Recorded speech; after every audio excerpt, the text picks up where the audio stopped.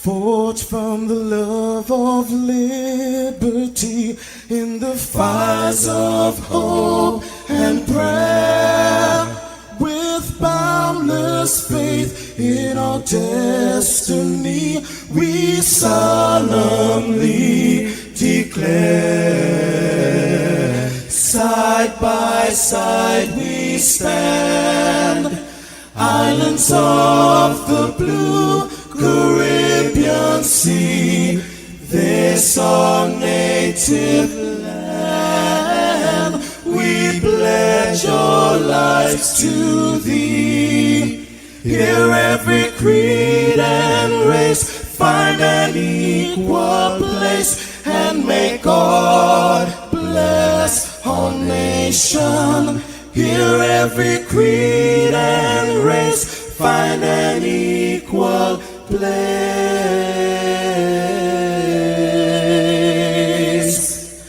and may God bless our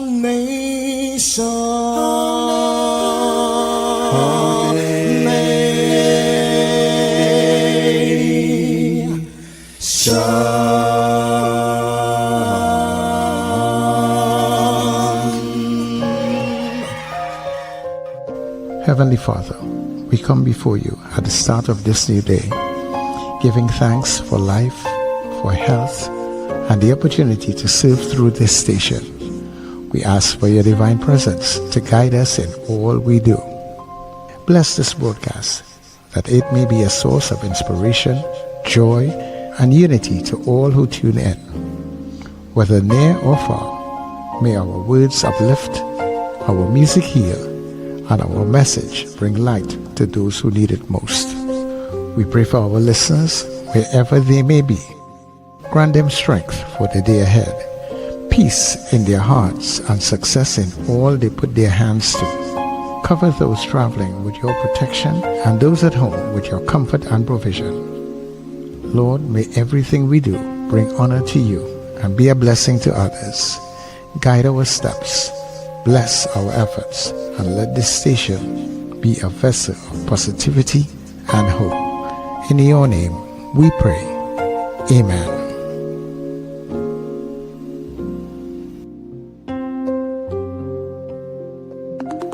Your voice, your soundtrack, your station. New Era TT Radio. Net Radio.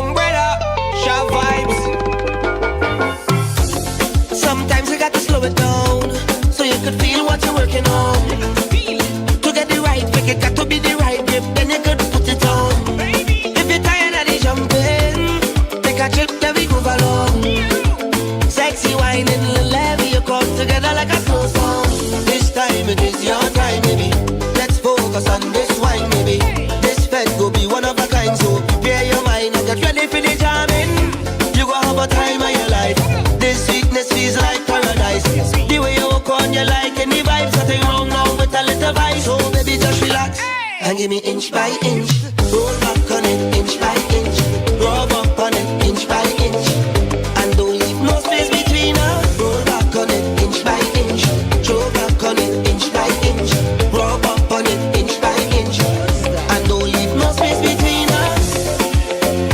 Even the sunlight can't come between us. If we just hold on tight, nobody can come between us. Even the sunlight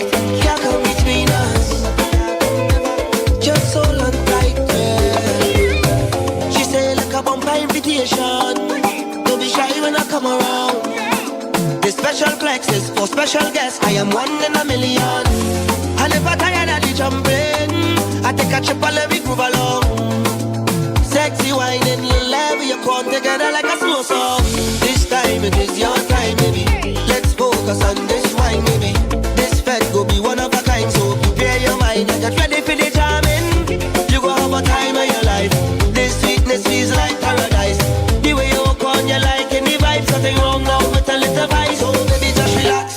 and give me inch by inch. Roll back on it, inch by inch. Rub up on it, inch by inch. And don't leave no space between us. Roll back on it, inch by inch. Throw back on it, inch by inch. Rub up on it, inch by inch. And don't leave no space between us. Inch by inch. Throw back on it, inch by inch. Rub up on it, inch by inch. And don't leave no space between us. Inch by inch. Throw back on it, inch by inch. Rub up on it, inch by inch. And don't leave no space between us. Rise up. It's the Net Radio Breakfast Show. Bringing you the energy, music, and vibes to start your day right. Leave no space between us. Inch by inch. Throw back on it, inch by inch. Rub up on it, inch by inch. And don't leave no space between us. Inch by inch, yeah. Inch by inch. Good morning, everybody, wherever you may be, Trinidad and Tobago. Which actually for the next 6 weeks is the place to be. Throw back on If you're not here yet, inch. Rub I up hope that you're going to reach just now.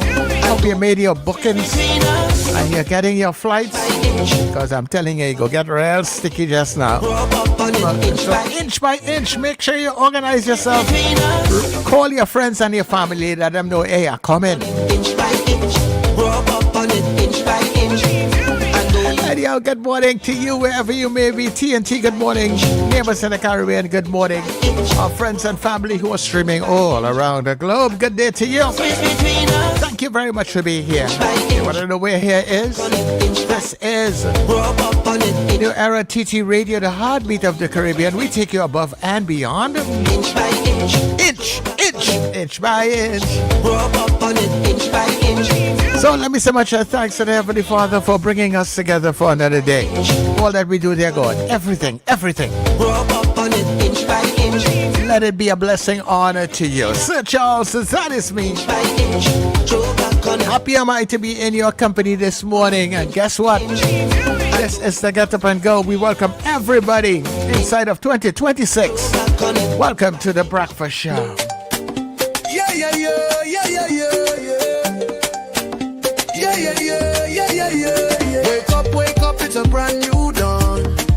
The breakfast show got the vibes turned on. From Maracas Bay to the Savannah line. Let's start the day in Caribbean prime. Oh, oh, good vibes rolling through the air. The breakfast show energy everywhere. We talk, we laugh, we make you think. Grab your doubles or your morning drink.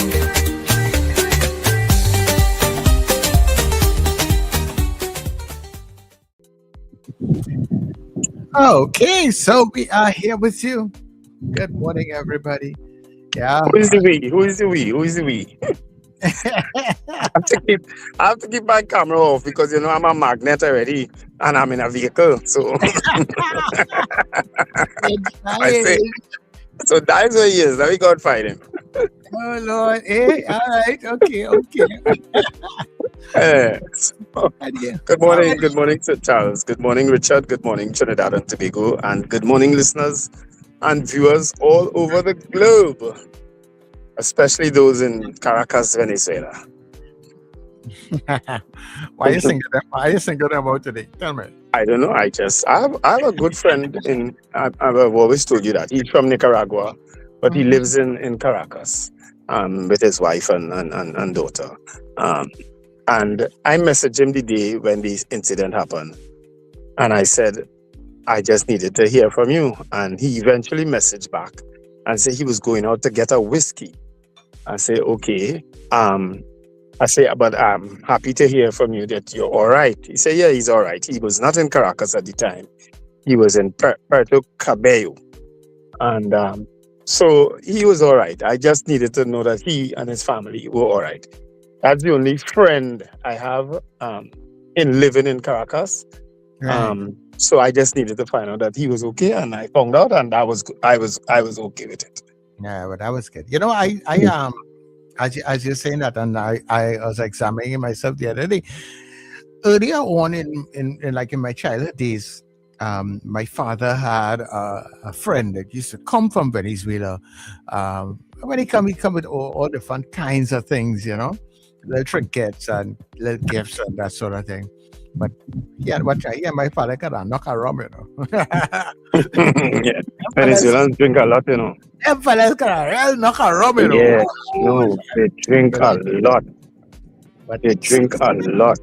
At least the ones I know and the ones I've seen, because even when you see them liming and so on, they are drinking a lot, and that's why they always in these damn fights now too.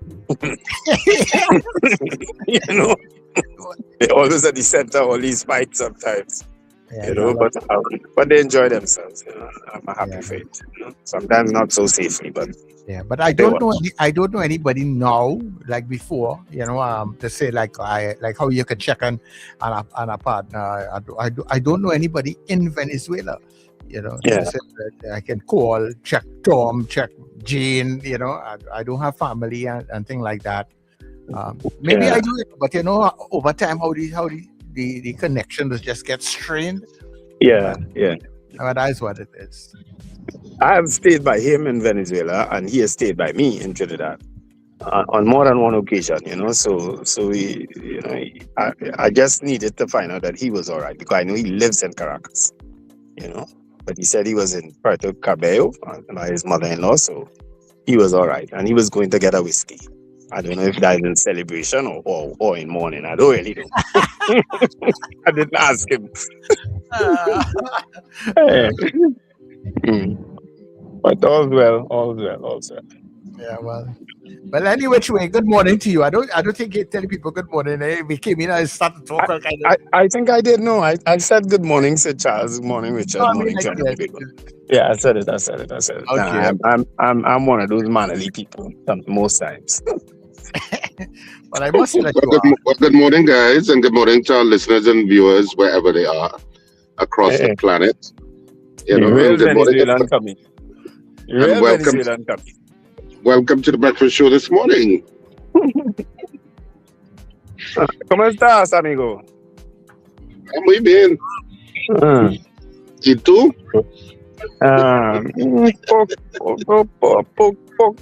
Maybe, I don't know. Very little good. I know a hell of a traffic jam here. Already? Oh, that's right. Where these people going this hour in the morning? Hey. My God. Anyway, Tuesdays, they say I'm normally higher traffic than Mondays, eh? For those people who like to long the weekend. Yes, if you see traffic as they come out on the highway, it's bad. I don't know what these people doing. Is it usually so much traffic at this hour? Well, I'm not usually out this hour. I'm either out 4 o'clock in the morning or 9 o'clock. You know what I mean? I either beat the traffic or wait till it slows down tremendously at 9, 10. Yeah. So 6 o'clock is not. I'm never on the highway at 6 o'clock. It's crazy. Well, it's not like roadblocks and stuff, right? Because like yesterday, people were complaining that there were a lot of roadblocks yesterday afternoon. So I don't know if it's like that this morning or if it's just normal routine. Well, I don't know. I can't tell, but until the police and them and the senior people starting getting tickets in the tail, watch and see how them roadblocks go slow down just now. Because they're going to eventually be stopping their own colleague. Well, my position on those things. Is it anti-citizen or not? And even though, and I always have a problem with non-driver related offenses being exorbitant. And the non-skill of driver offenses, meaning it's not about speeding, it's not about breaking a traffic light, it's not about driving with a cell phone in your hand. I'm talking about those offenses where a bulb went out, you have a slight crack on your windscreen, or whatever it is. Those non-driver related offenses should not be exorbitant and should not be ridiculous. And why would you? This is the thinking. This is what I don't understand. You have an increase in traffic offenses, whatever, right? Why would you have massive exercises and roadblocks in a small country like Trinidad and Tobago merely to try to issue tickets. Roadblocks shouldn't be an exercise in issuing traffic tickets. Roadblocks should be about intelligence to achieve a particular end. So what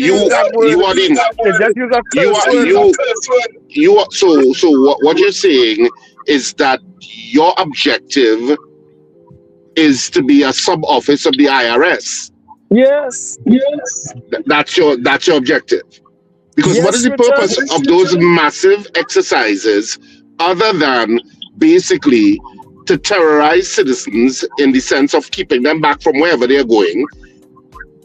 And for what purpose? To make sure, to say that what you're doing a road safety exercise? I would love to know I would love to know something. Let me just ask this, Wendell. I would love to know from the foreigners in the stream how many times they've gone through road exercises and massive roadblocks purely for police to be checking to see if there is some slight infraction or infraction of whatever nature, that you have a defective this, a defective that. How many times that takes place wherever they are? Because maybe it's a global thing and I'm just being, Richard, Richard. Okay, I hear you. And you see, you used a word just now to intelligence. That's the word you used just now to buttress what you're saying in terms of what may be taking place. Richard, there's absolutely no intelligence in this thing. This is a normal thing in Trinidad and Tobago, and I can't verify for all other places in the world, but I have been all over, and I've never experienced a road exercise or a roadblock, a police exercise, or whatever you call it, to deal with what we just be dealing with in Trinidad and Tobago. A blown bulb, a cracked windscreen, a expired about it. Or even seen it on movies. You don't see movies? You ever see it? Movies mirror life. You ever see it on movies? Yeah, prevalent in movies? Yeah? You see an exercise to capture a criminal or kidnap child or whatever. You see those alerts when you drive internationally. The big screens, they have alerts on certain issues and so on. You see that? Richard, that's what we do until they interfere with somebody or their own colleagues, and then somebody say, "Oh, you're cool to that now." You know, that's what has happened here. So let's assume you are right, Wendell, and that does not happen internationally or globally in this kind of same way that happens in Trinidad. Why is it? Because it's not, and people like to say, "Oh, Trinidad is lawless," and of course, the Prime Minister unfortunately used the words "lawless dump," which is, whatever motivated her to say that, I don't know. But because and then in the same sentence she says "lawless dump." If you go and analyze, I don't know if people analyze statements or they just take it and run with it. But after she says "lawless dump," in the same paragraph that in one of the interviews which she says with "lawless dump," she goes on to recognize it's a minority of citizens that are lawless. So how can a minority of citizens cause a lawless dump? It has to be the majority of the citizens causing that. And I've always maintained it's a minority of citizens that are lawless or that are problematic. That a lot of times, a lot of people, if you are in traffic, the people who are driving on the shoulder are a few. The majority of people stay in the traffic. The majority of people stay in the line and deal with what they have to deal with. But we like to wallow in a kind of self-degradation that I don't understand. But beyond all of that, we're talking about these kinds of road exercises. And if you're right and they're saying it's not a global thing and it's really intelligence driven, then what's your intent? Your intent is what? To frustrate citizens? Because many of those people in that major traffic jam yesterday would have had nothing wrong, but you have inconvenienced them tremendously. For what? To make sure you capture somebody who had smooth tires? Richard, I'm telling you, I have experienced, and I've reported this on radio before, coming down the PBR when I had a PBR pass at 4:30 in the morning, and there was a senior officer. I don't know where he is now, but I know he had gotten in trouble with the law eventually.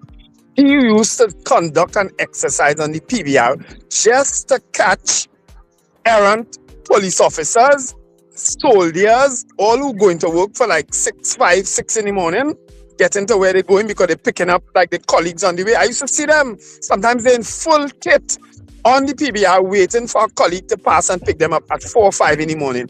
This man used to have officers out there giving tickets to these guys who trying to get to work to secure the country. I used to see that myself, and he was proud of it. He was proud of it. I mean, I'm not making this thing up, Richard. I mean, it's true that at that hour of the morning, there's no traffic even on the other roads that they could use. But guess what? That's the most central place that they could pick up their colleagues or whatever, right? On the PBR, guys walk out with the kit and wait on the PBR, which is a safe place too, so in most cases, most times. You understand, to wait. And that is what he used to do. I'm not making this thing up. It was the most despicable thing I used to observe. And he was proud of it, and he would listen to no reason. I just look at I try to look at an overview of how the society is being run. And I have objected to certain things that the PNM would have done, which I said were anti-citizen. And you know me, I'm always like, is this pro-citizen or anti-citizen? How are you dealing with your citizens? Because you work for us. You work for us. And what is your engaging with us? Are you putting processes that are anti-citizen or not?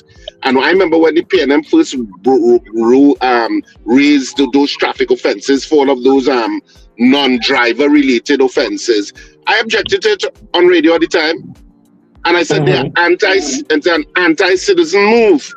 Stop being against the citizens by being punitive about silliness.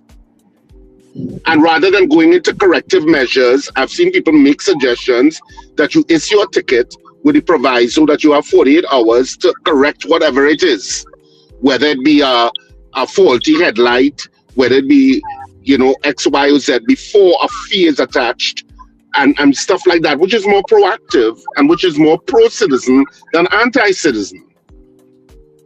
And what is interesting to me is that the UAE, for example, has a ministry, let's call it a ministry of happiness, where policy directions of the government is set against that department of well-being and happiness. And they have input. Now, they can't create legislation or anything like that, but they can comment on it and decide, is this, and a basic question in the UAE here, is this going to be to be towards the happiness and benefit of citizens? And I think sometimes we need to think about that in terms of what can sometimes be the arrogant leaders that we have. Well, I think the thing that you mentioned there, Richard, that when it goes anti-citizen, especially after a situation where you have all of these heavily increased fines, and then you just start to see a certain kind of action, it doesn't really send a good picture.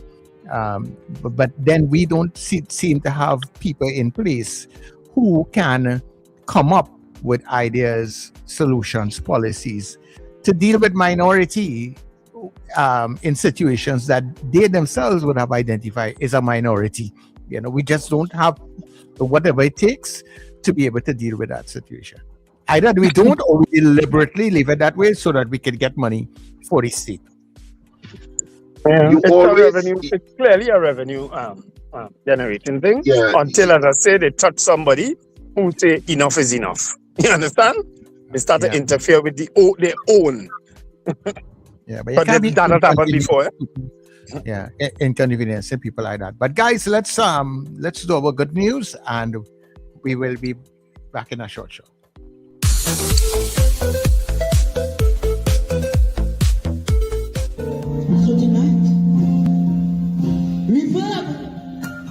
Let me song rich.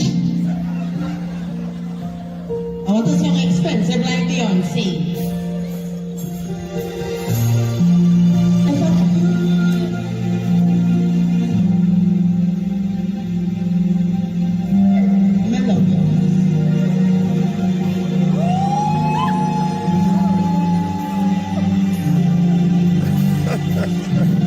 I know her pain.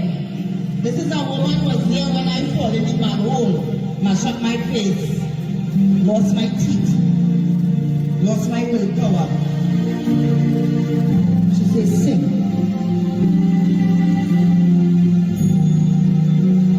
I couldn't face myself in the mirror.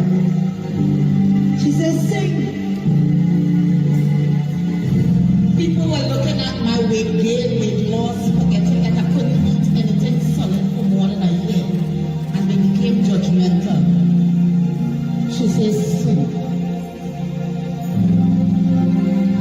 I reached a point where I couldn't face you. She says, sing for me. And 2 years ago, you remember what here? When we was paying for them hip that she went and put up his leg on the man's shoulder tonight. And spread away like Sally said, the birth rate of Tobago need to increase.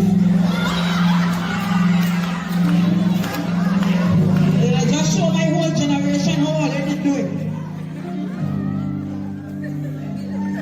So I laid prostate. Something that we don't know about. It's called respect. Watch this.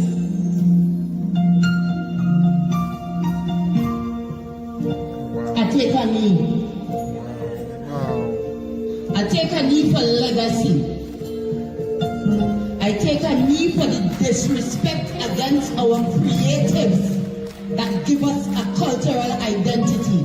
People like Michelle Dorridge who have empowered and poured their life out for people like myself. And if you don't clap and make some serious noise tonight, I come down and out here.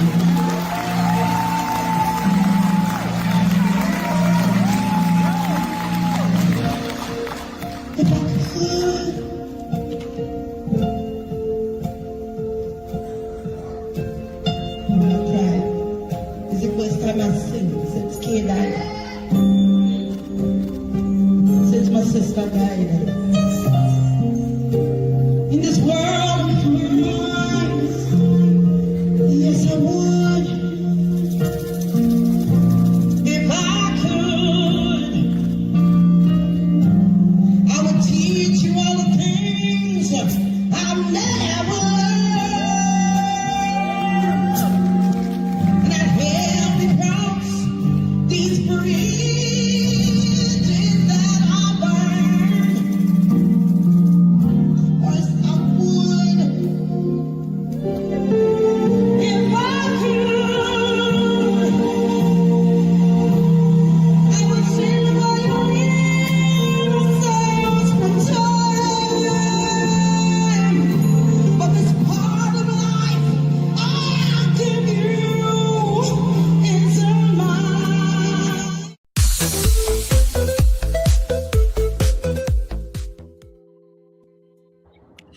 Yes. Good news there.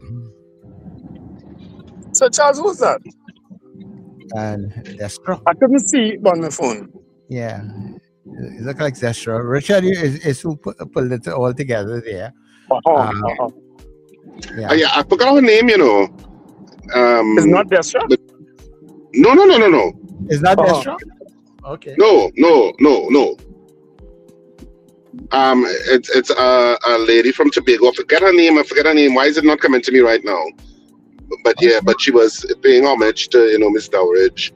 I think retirement, I guess. So I just thought it was, a moving, and she has such a fantastic voice too, What's her name again? Oh God, why is it not coming to me? Anyway. Not one of the Phillips, right? No. Okay. If you say the name, I will know it. All right. Okay. Somebody in the commentary, I'm sure, is bringing up the name. I actually thought it was Destra. No, it's not Destra. No. Because I know Destra can sing. All right, but that is our good news for you. The artists coming out of Tobago, recognizing those who paved the way, made way for them. Right, I say Sharon Phillips. Sharon Phillips. Yeah, I that's don't not know his, that name at all. yeah, that's I was asking if it's one if are the Phillips. Yeah, Oh, Lester Cragwell, yes, okay. Lester Cragwell, you say, Charles, you don't know that. All right, okay, thank you very much. But I've seen somebody saying it's Sharon Phillips, and I know there's this artist coming out of Tobago called Sharon Phillips, so I thought it was basically her too. All right, well, thank you anyhow for the good news. All right. But are you able to say any hello to anybody this morning? No, not right now. Can you do it for me?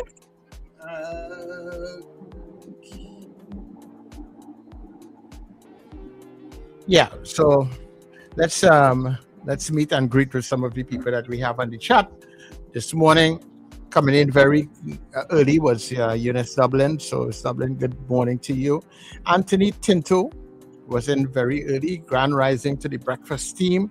Then we had Felix Kozo. Good morning to you, Felix. Margaret Thomas, also very early. Boibi Dacey is here. Brennan Smith is here. Suzanne Jessup. God Almighty and His Son, Jesus Christ. Thank you very much for prayer, Suzanne. Erica Charles, good morning to you. Thank God for sparing our lives. And Diane Payne, good morning to you, Diane. And she's saying good morning to all on the live chat.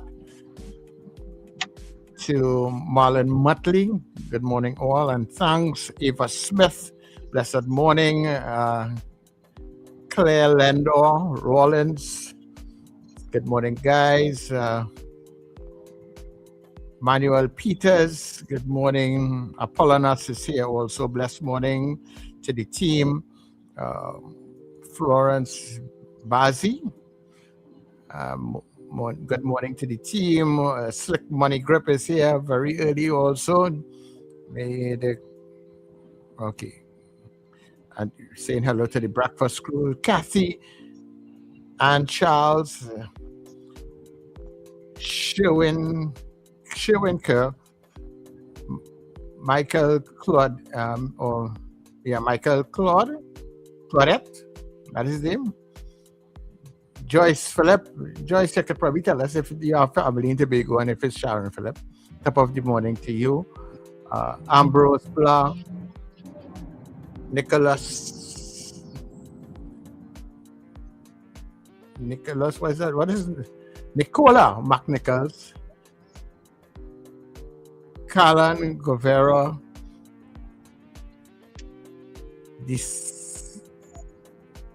What is that, boy? The Slip Celeste. All right. Good morning.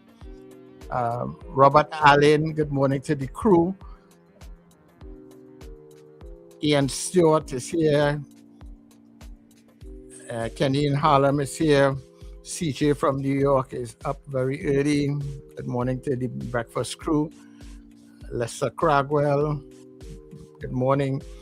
Dave Gosine. Lester Cragwell is back again. Bernadette Yates is here. And going down the chat, we have David McCarthy. Eva Smith is back. Manuel Peters is back. The belly guy. Okay. Good morning. Trini Mill Kitchen. Good morning. Julia Smith. Far Rockaway. Good morning to you. Asking are the roadblocks used to fear you into keeping your car up to mark and safe. Far Rockaway again. The man crab. Good morning. That's a Peter Minshall thing, right, Wendell? Scorpion Pepper, good morning. Debbie Modest, good morning. Carly Jack, and who else by Lester Cagwell? Jennifer, wherever it is. Yeah, okay. Good morning, everyone. And Eva is back. And Stuart is back. A lot of people are back on the inside, doubling up. Scorpion Pepper. And when the hell you keep up with this thing, boy? Cheryl Henry, David Wears, Avanel is also here. Daryl or Darlene Project. Lencel is here. Going down. D. Wears is back. James Camel, Cheryl Henry's chatting. Lizanne is Beauty Culture, and Diane Hamill is also here. Let me check the WhatsApp very quickly. And I know Kent was inside very early, so good morning to Kent, to Mr. Billy. Good morning, Colin and Kelly and Karanaj. Peter Wilson, good morning. Archbishop Ashton Clark. Joanne in Mount Hope. Robert Allen. Mr. Beeps, good morning to you in the PT Valley. Frank in Aruka. Zena. And we have Rena Buddha Jennings. Yeah, so all those people are on the chat with us. And let me say good morning to the Gael family. So let's take that break and we will be back shortly.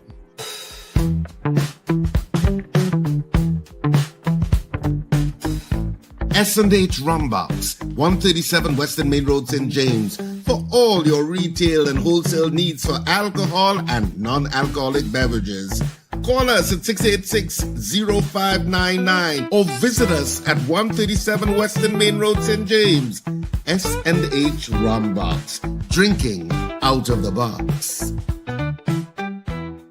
Jump into savings at Furniture Plus. Enjoy up to 40% off in-store and online. Find amazing deals on furniture, appliances, mattresses, and more. Plus extra discounts on credit plans and free gifts with select purchases. Save more at Furniture Plus today.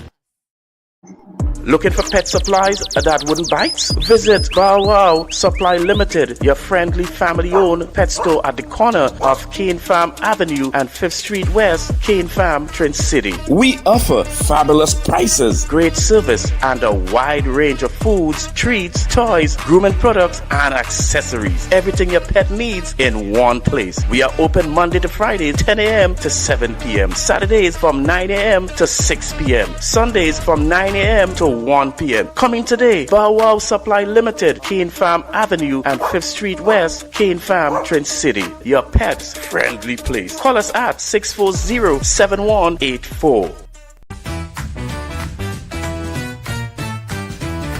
Advertise with us on New Era TT Radio, the fastest growing streaming platform for talk in Trinidad and Tobago. Audio and video ads welcome. Elevate your brand with us. Connect with us at newerattradio@yahoo.com or call us at 299-5156. Now what are you waiting for?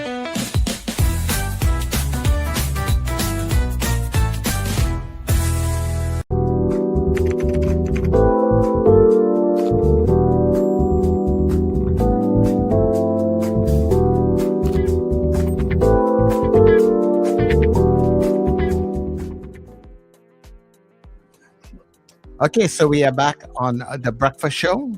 We do apologize for the guys not being on camera this morning.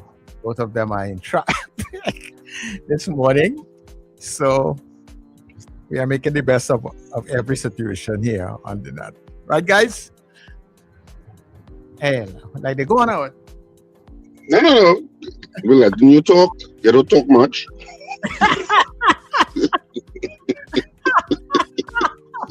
All right, okay, cool. All right, so at this point in time, we get into the newspaper. So I have the newspaper either because I'm using the phone, right?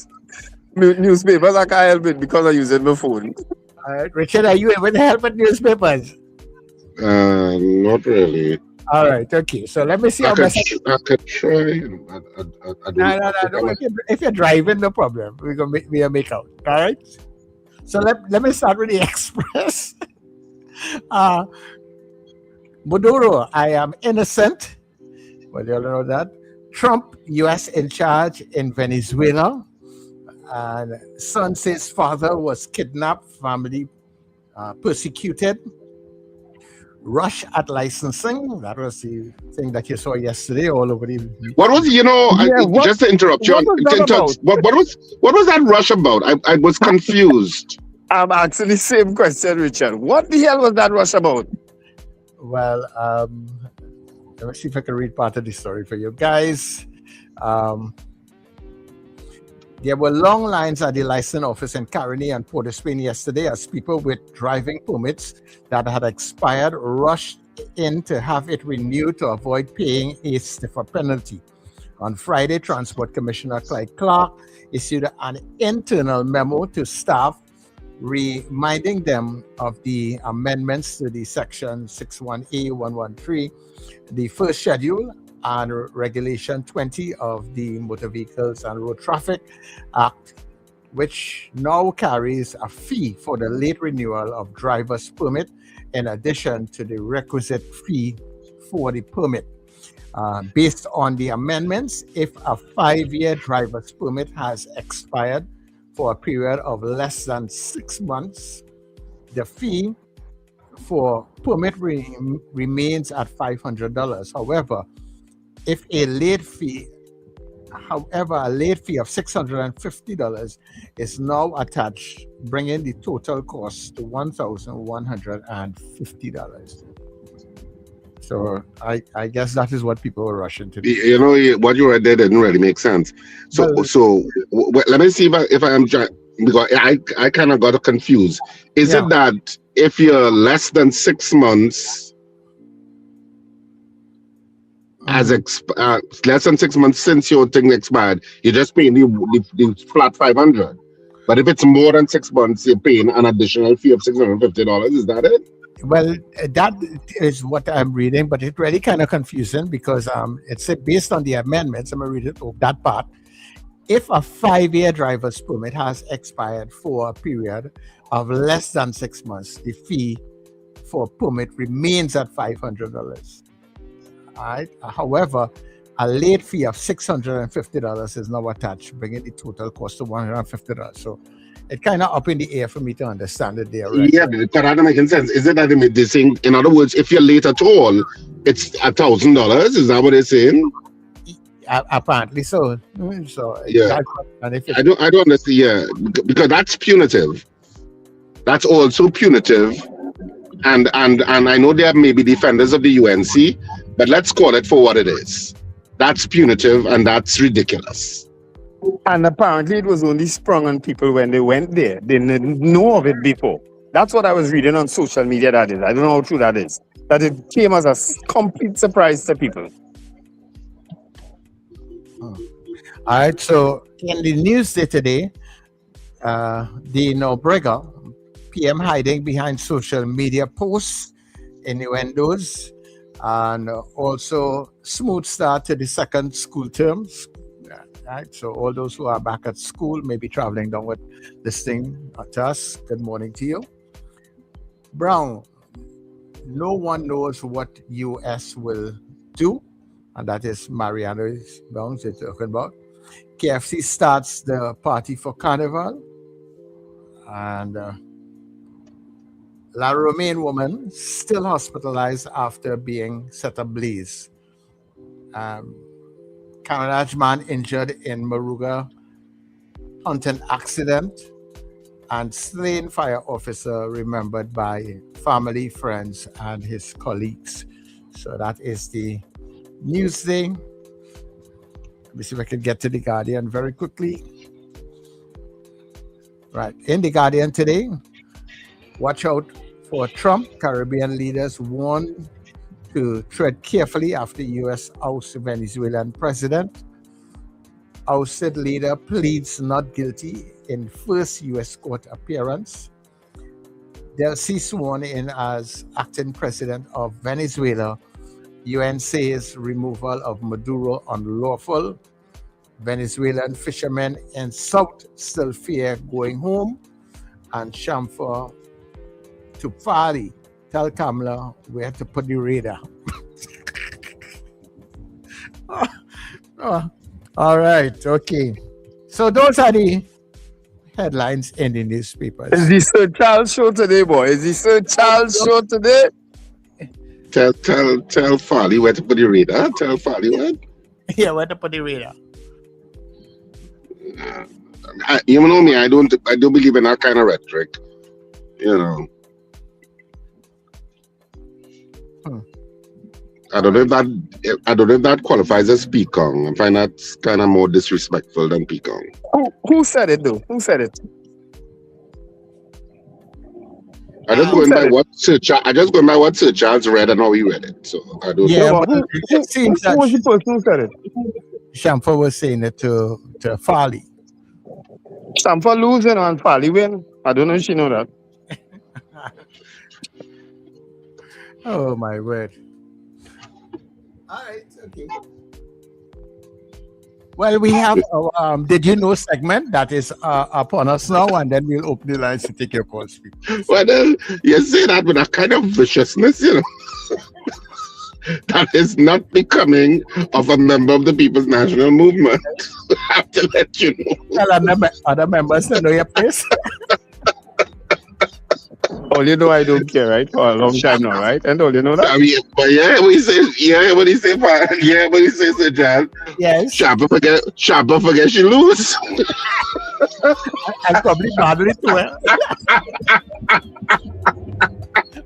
And she probably lost very badly. Oh God, hey. Oh Lord. Hey. Nice. Anyway, let's get into our Did You Know segment.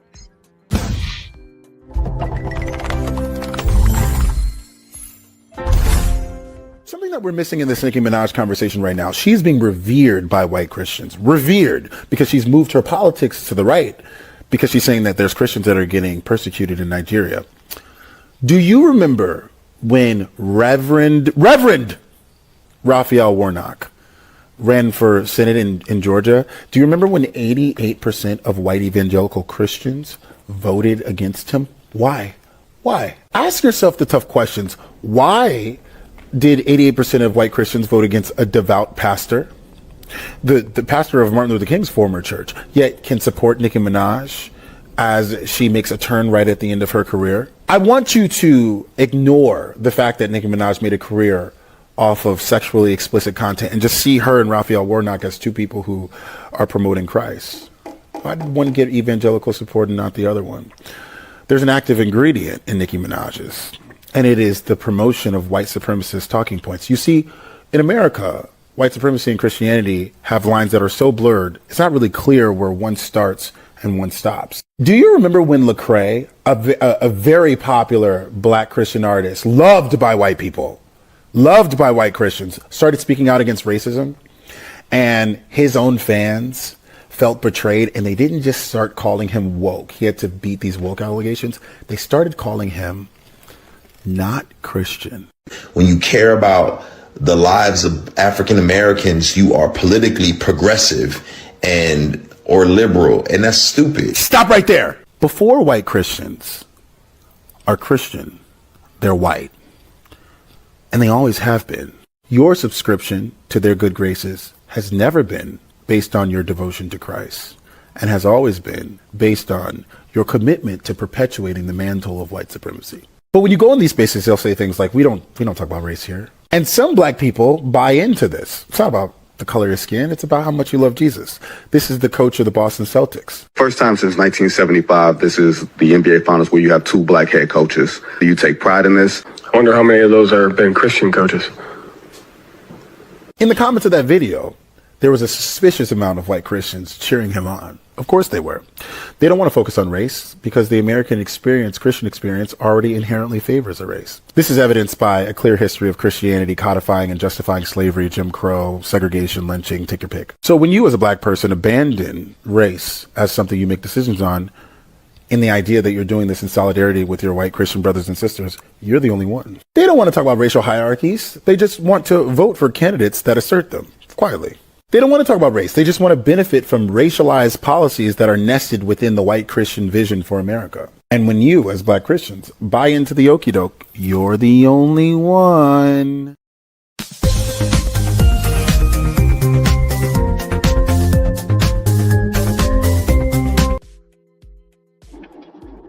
You know. All right. So you know about the lines at this point, so you could put up the numbers as we head towards 7 o'clock. And I know Wendell has crafted a poll and sent it to you already. So it's 281-1315, 281-1315. You're starting to take your calls at this point. Oh no, you all decided a poll last night. Did I see? Did you all draft up a poll last night? I don't think so. No. Okay. Anyway, 281-1315. That's the number. So you can, and I assume the numbers are on the screen. Yes. So you can decide when you want to call in. Well, this is the point at which you can call in and comment on whatever. Maybe you were in the roadblock yesterday and you had no problem with it. You loved it. Yeah. Wendell, I'm going to ask a question on Nicholas Maduro. Is that okay? Wendell? Okay. Caller, good morning to you. Morning, Mr. Charles. Hey, morning, Mr. Patrick. Morning, Wendell and Richard. Good morning, Mr. Patrick. About this licensing, I was in Arima license office Friday. Right? A line of people was confused, frustrated, and depressed. The law now, as I have it, to renew a driver's permit is $500, right? Yeah. Right? If you're a day late, it's $600 penalty. You get that? If you're a day late, if you're 1 day to 6 months late, it's $600 extra. If it's over 6 months to a year, I think it's $1,000. Right? So anybody who drives a permit expire a day, 2 days, 3 days, walk with an extra $600. So that's why there were all these crowds yesterday. You know what it is, Mr. Patrick? I think that government officials and licensing officials like to see crowds and people in distress. Because what's in a day? Yeah. Another thing, I went to do my inspection in a certain garage on the east end. Right?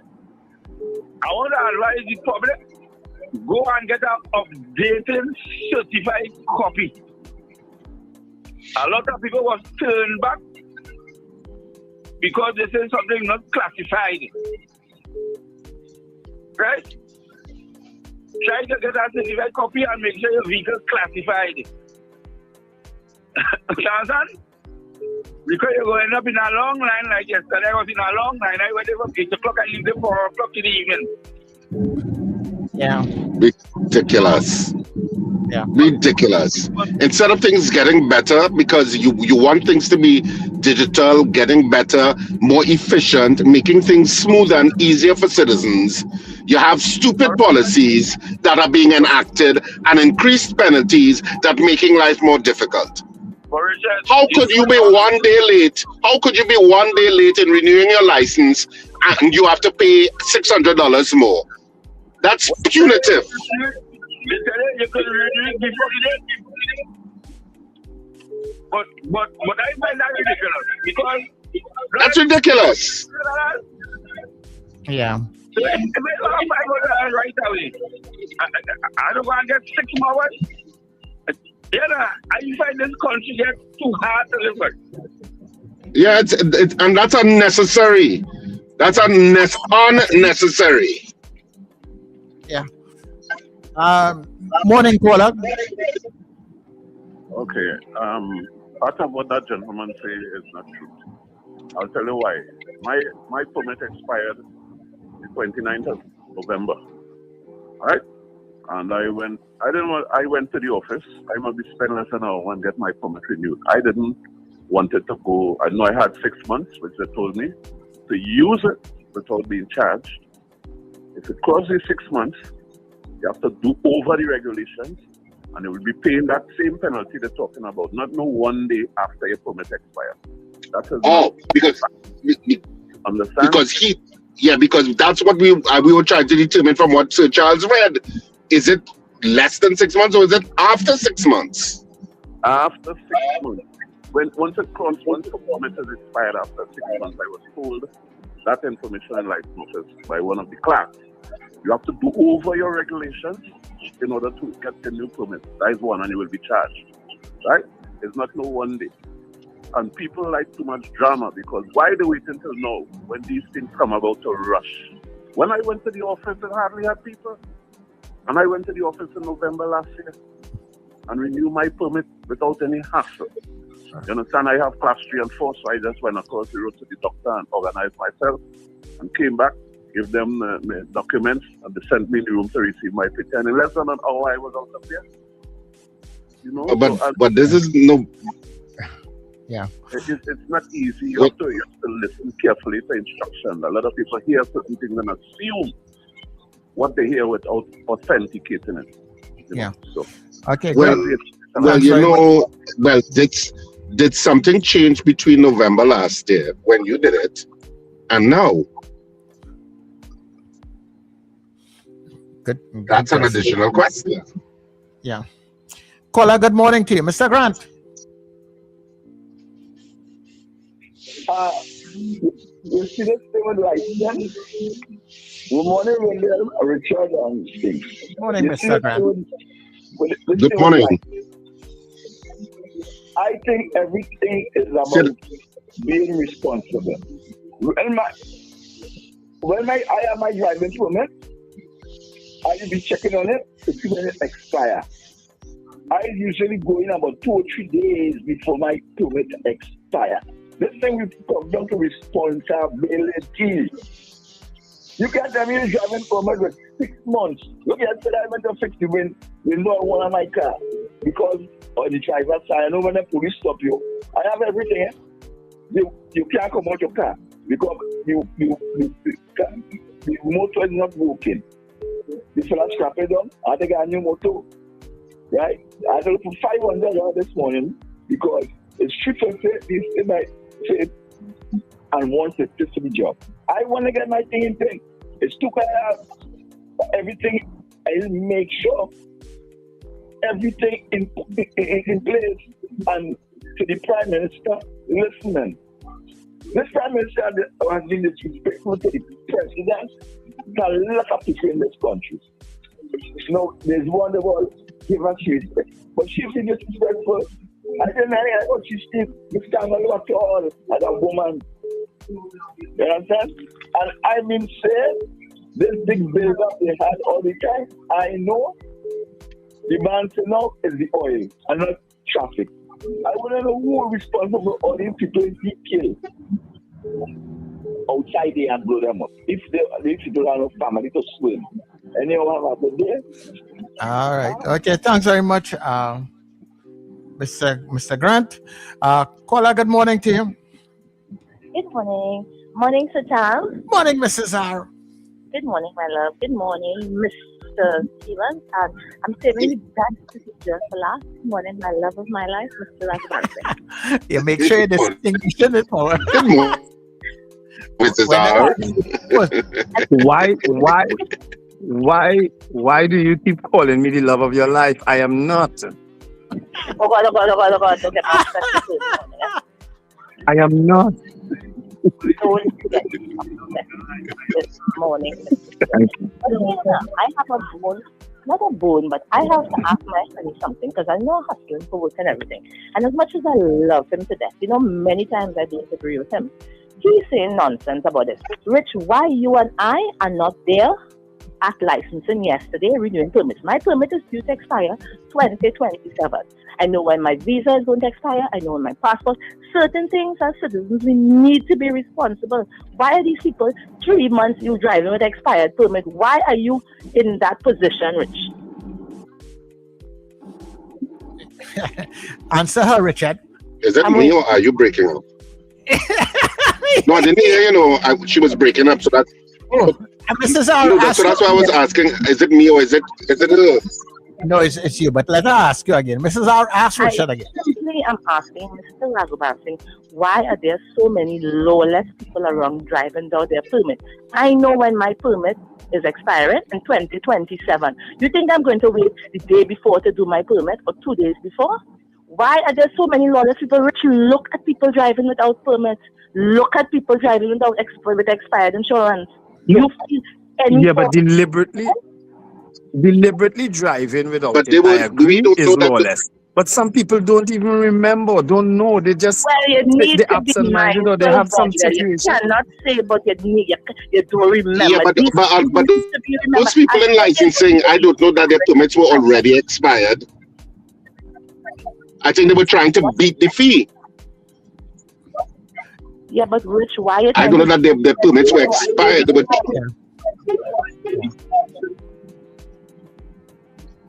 when people choose to renew their permit, it's their business. The issue is that the state should not make it punitive because you want to say, "Oh, be responsible." That's not the purpose of government. To be parental and hit your lash, because that's a figurative lash. So behave yourself, and these are the kinds of words that are being used by leaders. Behave all yourself, or I won't reduce the fees. But if only behave, you will reduce your fees. You're not our parents. We went through that already. We are adults. Go to the head of the class, Richard. Perennials have to be behind like that all the No. time. That's not how governance works. That's not how leadership works. Well, as I say, how come you're not there? You're responsible, and you very well know when your permit expiring. Well, it doesn't matter. Yeah. It matters. The issue is about punitive fees to citizens. And a lot of the people that were there yesterday, it's not that they've necessarily expired. They were just trying to do it before. But there were so many people caught up with the new fee, or the perception of the new fee. It caused a backlog, and which is why I say people in government and people in licensing like to see crowds and bacchanal. Anyhow, Mrs. R, thanks very much. I understand what you're saying perfectly. That could have been a morning poll, We should probably have that conversation. What? We battling. I have a problem with the punitive fee. That is my problem. Right. Why are you making it punitive? You're not. You're doubling the fee. You're not saying, well, okay, if your permit is expired, you will have an extra $50 to pay because as a penalty because it's expired. And you know what? There are plenty of Americans in this feed. If your permit has expired by a day or two, how much more do you have to pay in the United States when you go to the motor vehicle authority there? DMV, yeah. Tell me what we doing, guys. We are battling one level of lawlessness and creating the perfect environment for another level of lawlessness. Corruption. That's what we're doing, That's what we're doing. We are creating an environment for more corruption. That's what we're doing. All right. So, guys, because we're going for the news and we are running a little late with it, the poll is up. So, Nicolas Maduro appeared in court in the U.S. yesterday, and he has pleaded his innocence to the charges that are being put on him. And the question that we're asking you this morning is that do you believe that Nicolas Maduro is innocent? So you're voting yes or no. Any comments after, okay? And we are going for the news and we will be back. I'm hoping that one of you guys are in a position to help with the poor. All right, we're coming back.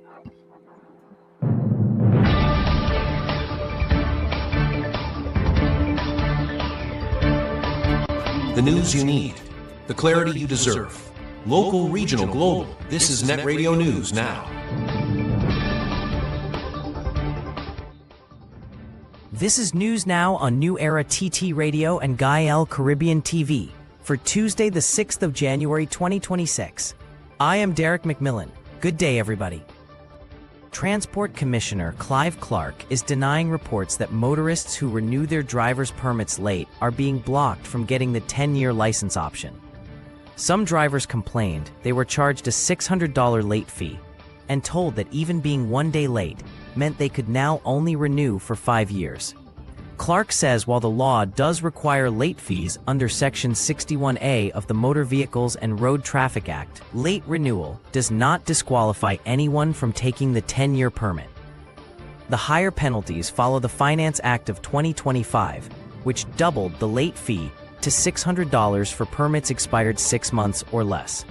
Clark says he has reminded licensing staff of the correct procedure and suggested the confusion may be due to misinformation. Transport Minister Eli Zakor has confirmed the policy and says a full statement will be issued. Tobago People's Party candidate Trevor James is accusing former THA Chief Secretary Ansel Dennis and former Infrastructure Secretary Kwesi Devines of massive corruption in the award of road contracts in Tobago. Speaking at a TPP political meeting, James claimed that in December 2020, weeks before the THA election, 25 road contracts were awarded on the same day to a single contractor without tendering. He warned that what he called wrongdoing remains unfinished business, saying Tobagonians should not forget and suggesting those responsible should face jail time. James accused the former administration of bypassing the tender and evaluation process. Dennis and Devines have not yet responded to the allegations. Police are investigating the disappearance of a 14-year-old girl from Cunupia and say they are concerned she may be at risk of exploitation. The teen was last seen at her home around 8 o'clock on Saturday. Officers say she has previously left home without permission, and they believe she may now be in the company of a Venezuelan woman in the area, who is suspected of involvement in human trafficking and the sexual exploitation of women and girls. The missing teenager is of mixed descent, medium build, brown complexion, about 5 feet tall, with a short hairstyle.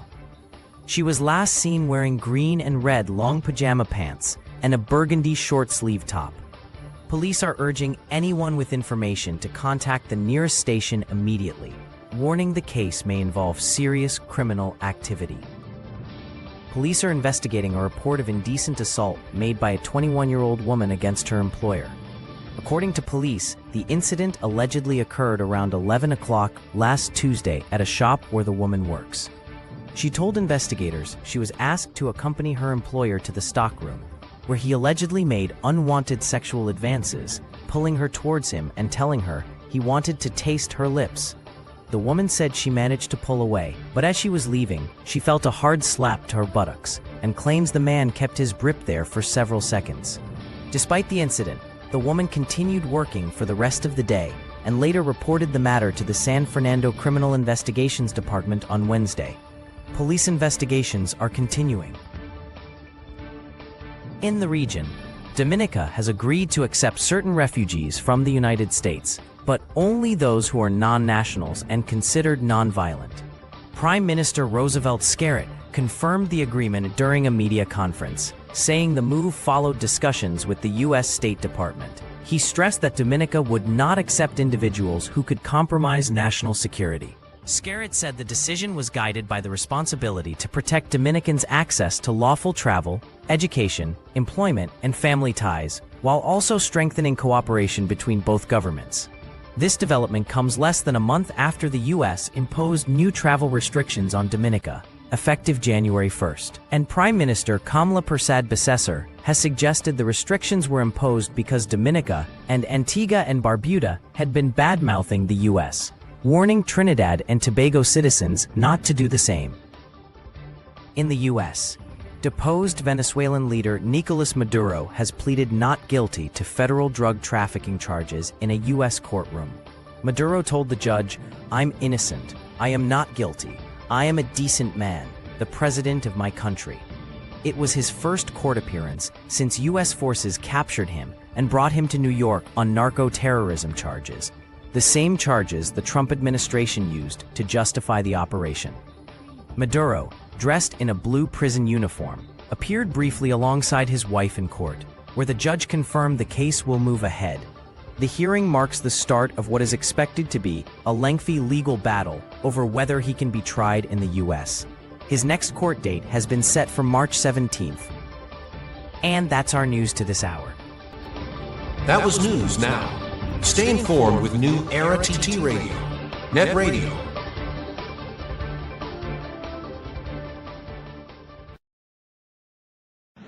Your mid-morning just got better. Join Sir Charles for the mid-morning mix and mingle, where good music, real talk, health, and family matters come together, and your voice is heard.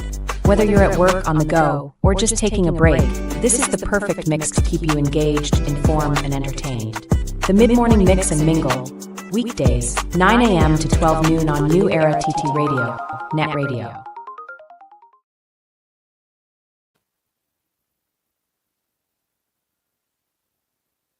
Breakfast, morning vibes, fresh energy.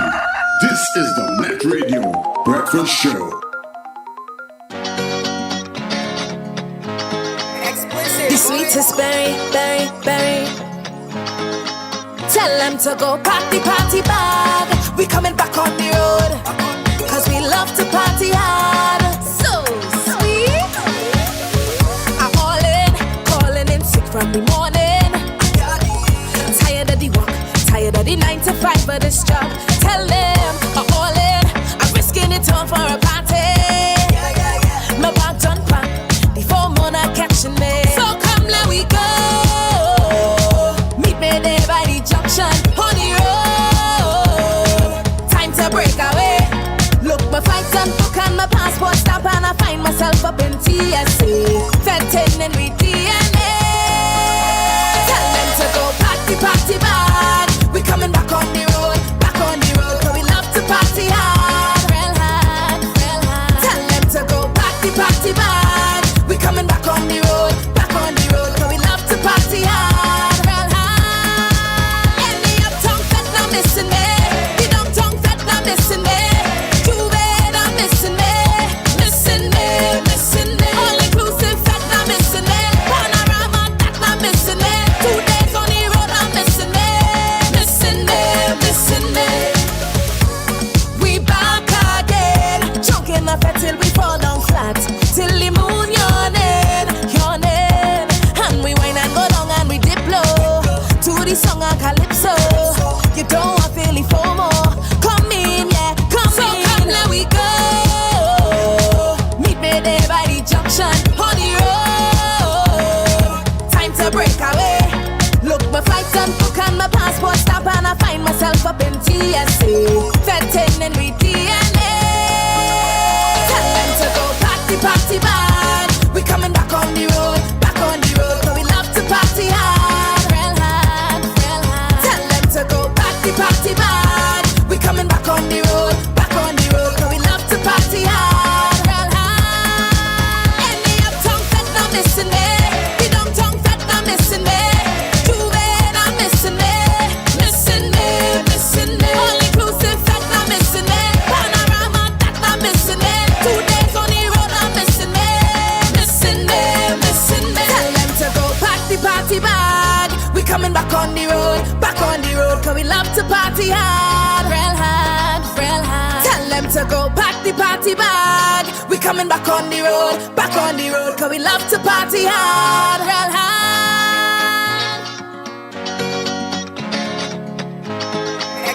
The sweetest berry, berry, Morning berry. vibes, fresh energy. Tell This them is to go the Net party Radio bad. Breakfast Show. We coming back on the road, cause we love to party hard. So sweet. I'm all in, calling in sick from the morning. Tired of the work, tired of the So make sure that you go pack your party bag if you're coming Trinidad and Tobago for the carnival. My back done pack before Mona catching me. So come, let we go. Pack your party bag and get ready to move. Trinidad and Tobago is heating up right about now. Wow. Anika Berry there, your party bag. And of course, we welcome you back inside the second hour here of the breakfast show on New Era TT Radio, Net Radio, taking you above and beyond. And of course, also on Gael Caribbean TV. Want to say good morning to the folks out there at Gael Caribbean. All right? Thank you very much for being with us on the net. Of course, when we come off of that feed, somewhere around 8:30 in that space there, you can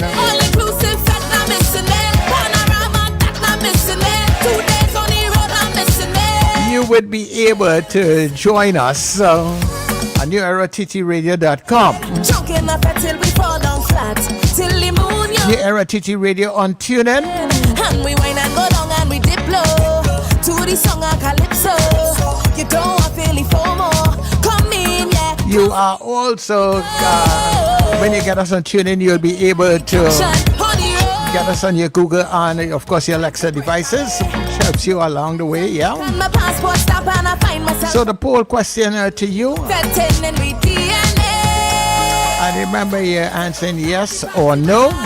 We coming back on the road. That is what you're answering to, right? The question being, Nicolas Maduro appeared in the U.S. court yesterday. I think he has to appear sometime in May or June again.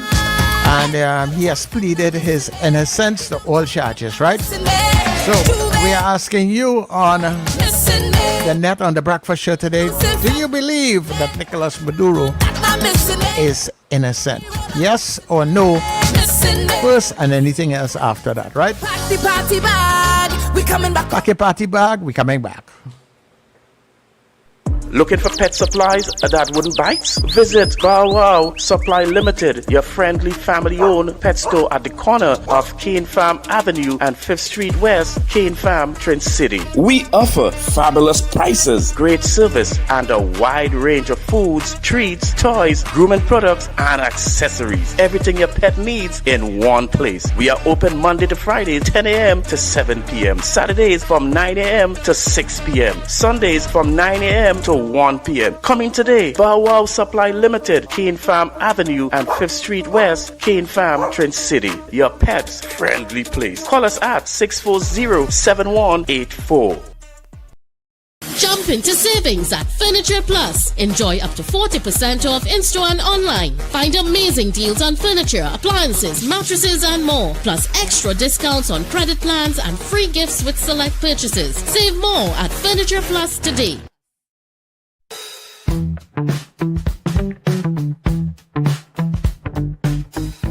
S&H Rumbox, 137 Western Main Road, St. James, for all your retail and wholesale needs for alcohol and non-alcoholic beverages. Call us at 686-0599 or visit us at 137 Western Main Road, St. James. S&H Rumbox, drinking out of the box.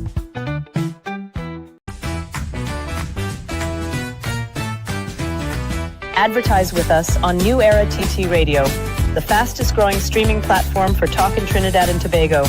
Audio and video ads welcome. Elevate your brand with us. Connect with us at newerattradio@yahoo.com or call us at 299-5156. Now what are you waiting for?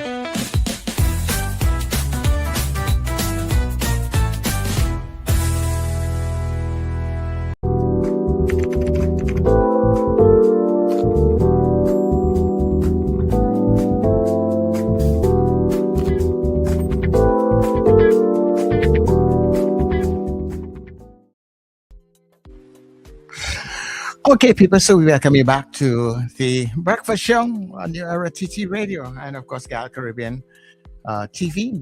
Everybody, we are back on the inside. Wendell?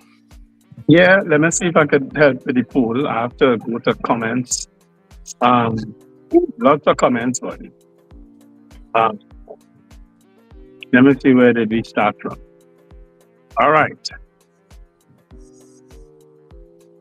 All right. Do you believe that Nicolas Maduro is innocent? Well, I don't know anybody who'd be charged like that. Any part of this world would ever say, "Yeah, I did it," but he pulled it.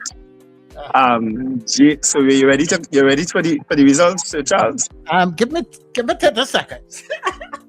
30 seconds. 29, 28, 27, 26, Oh, 25, yeah. 24, 23, 22, 21, 28, All right, 19. okay, all right. You ready? Yeah. All right. It's one of those days, eh? All right. Yeah, let me see where the vote it started from. All right. I think it's from Jason Samuel. All right, let me go from Jason Samuel. Just in case I missed any, you'll let me know, right? Jason Samuel said no.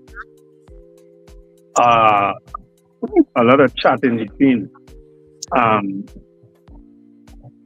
Stick Money Gift says yes. Miguel Gonzalez says yes. Apollina says yes. OIBDC, yes. Diane Payne, yes. Elizabeth, Suzette Jessup says yes. Jasudra Ramlakan, yes. From Kalawan, sorry, yes. Eunice Dublin, yes. Joyce Phillip, yes. Micah Cadet, you can't say.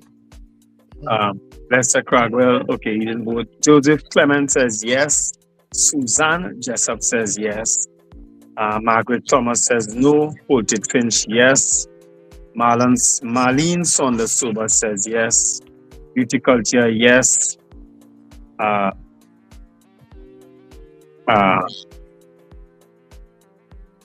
Lincoln Foxtrot says yes. Boy, look at chat. Yeah, plenty Bridget chat. Buchanan, yes.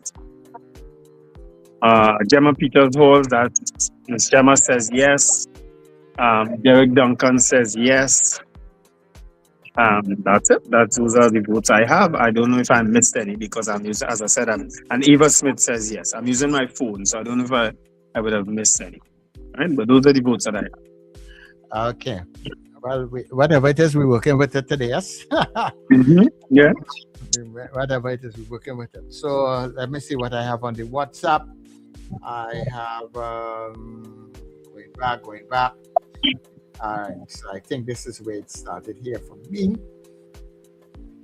Right, so we have Captain Ron saying yes, Frank saying yes, Zena says hell yes, Judith in Mount St. George, I don't think Judith voted. Let me go into the message.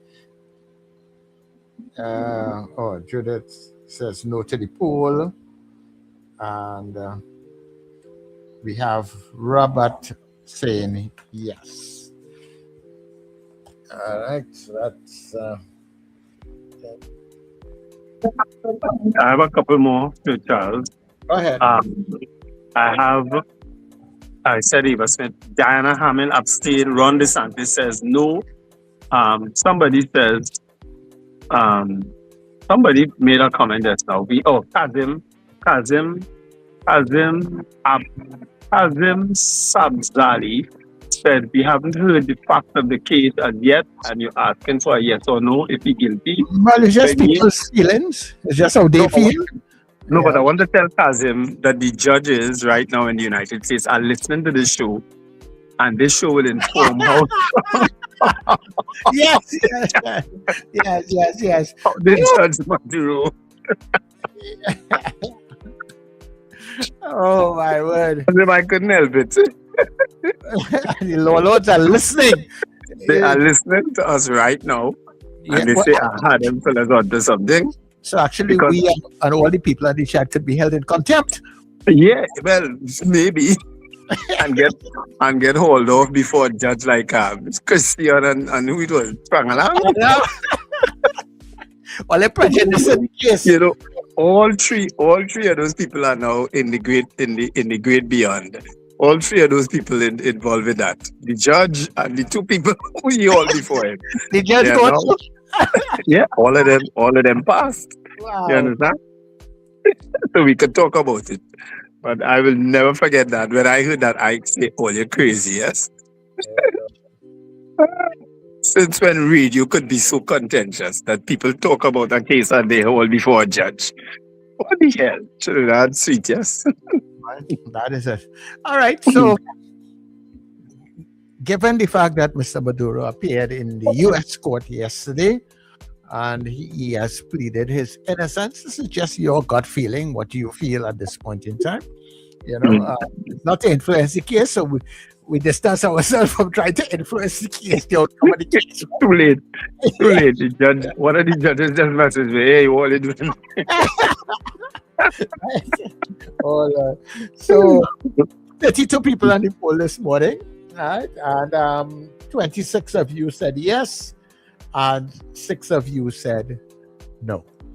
So 26 saying yes, they feel that Mr. Maduro is innocent, and 6 of you are saying no, they don't believe that. And that is the All I can tell you is that based on, is Richard in the chat still? Is Richard in anything? No, he fall off. I don't know where he went. went. He fall off. Okay. Yeah, I'm just saying that Richard may be onto something yesterday, in that a precedent has been set, because I saw the comments on social media recently. A precedent has been set now, you know, in terms of removing somebody who you just find either you could have simply accused him of being something or being involved in something, and that's it. You move in and you remove the person. No. That's it now. No. A precedent has been set. You know.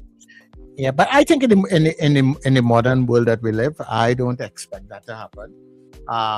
But you didn't expect that to happen, yes. On no, Saturday. Those things will happen every now and then, but I don't expect it to be a too frequent kind of happening that is taking place. Yeah. With these leaders we have, Sir Charles, Xi Jinping, Putin, and Trump. Yeah, you don't think it can happen? No. What's the Russian man? Putin. Yeah, Putin. But out of those, Putin, Donald Trump, what's the Chinese man? And Xi Jinping. Xi Jinping. I think North Korea, but out of those individuals, I really don't expect it to be, something that everybody will just be looking to move into. So I don't think we're going back to the wild west like that. You know. Well, them fellas set it up like if they could be alive forever, you know. Not so much in power forever, but they go outlive everybody on that planet, you know. That's how them fellas and them set up this thing, you know. Yeah. But given the fact the kind of pushback that they are getting, that has to speak to something, you understand? Because even though, yes, it has happened and the president of the United States has moved ahead and is still talking in a particular kind of way, there's a lot of pushback, a lot. I mean, will it change his mind? I don't know, you know, because these guys, when they're doing stuff, they don't like to say, okay, you know, I do it wrong. I'm sorry, and I'm moving on, you know, or something like that. Nah. Yeah, they fight. What are you talking about, Maduro? We're talking about what you had mentioned yesterday in terms of the precedent that's been set, in terms of removing people who you don't like, you don't agree with, you feel involved in it. You feel a long time, man. That's not new. But what you want, because you know there's a nuanced kind of situation, because you have many people in Venezuela who are glad that he's removed because of the suffering that they would have had under the hands of Maduro and the Chavez regime. So there are people who have suffered under that regime. Maybe there are people who have benefited because they do have some support, because you see the crowds that support Maduro and stuff.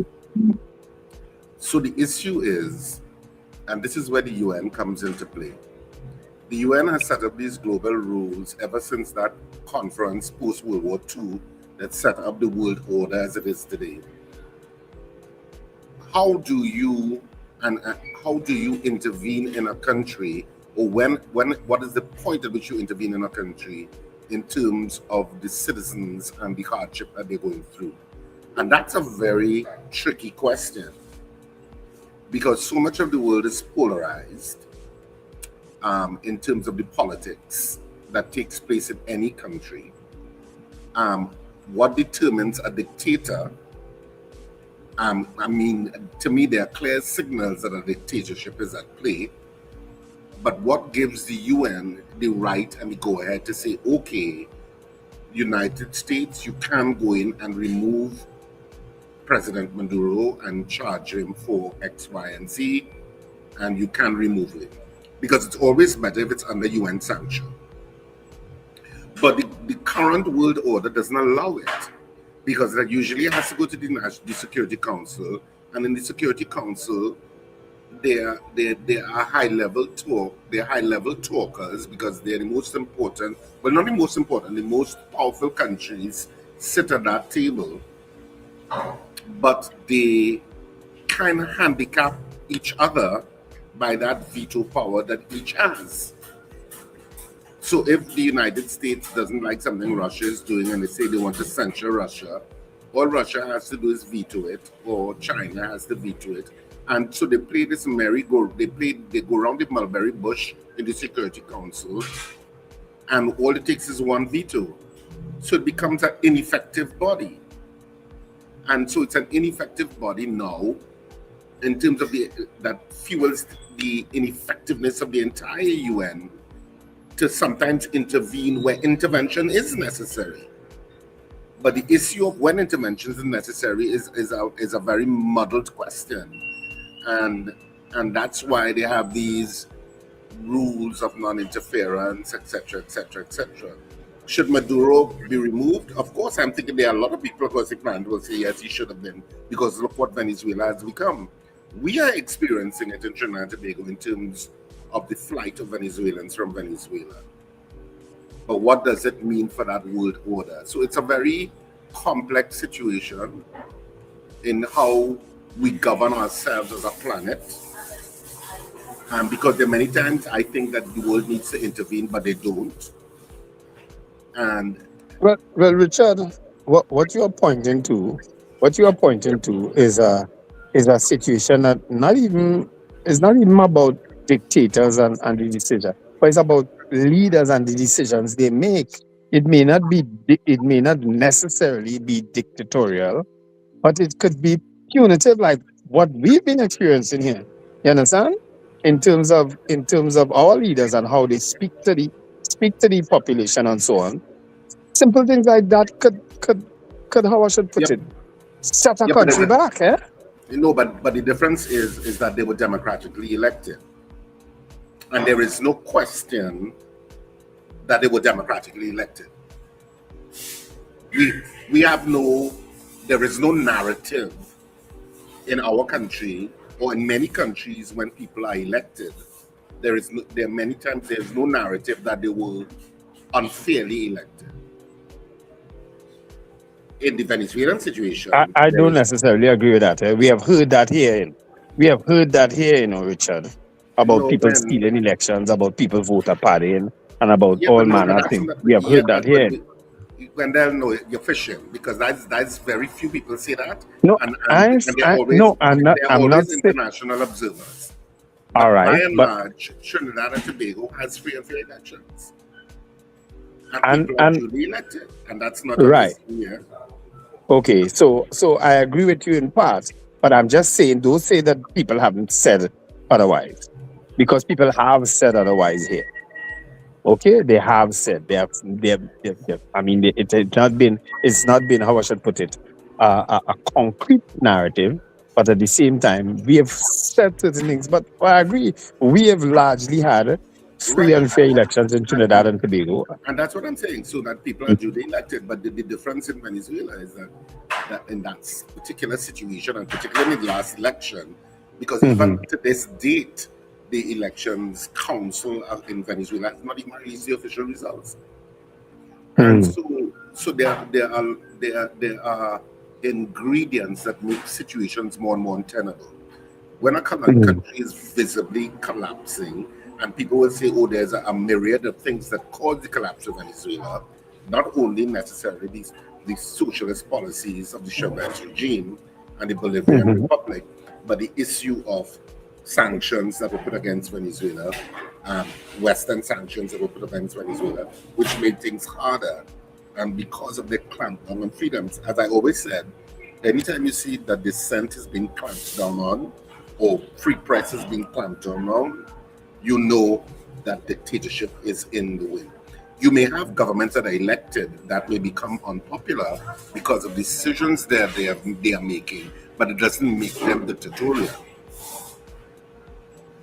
because they can't be removed. I hear you. I hear you with that. But again, our history is that Manning has been called a dictator.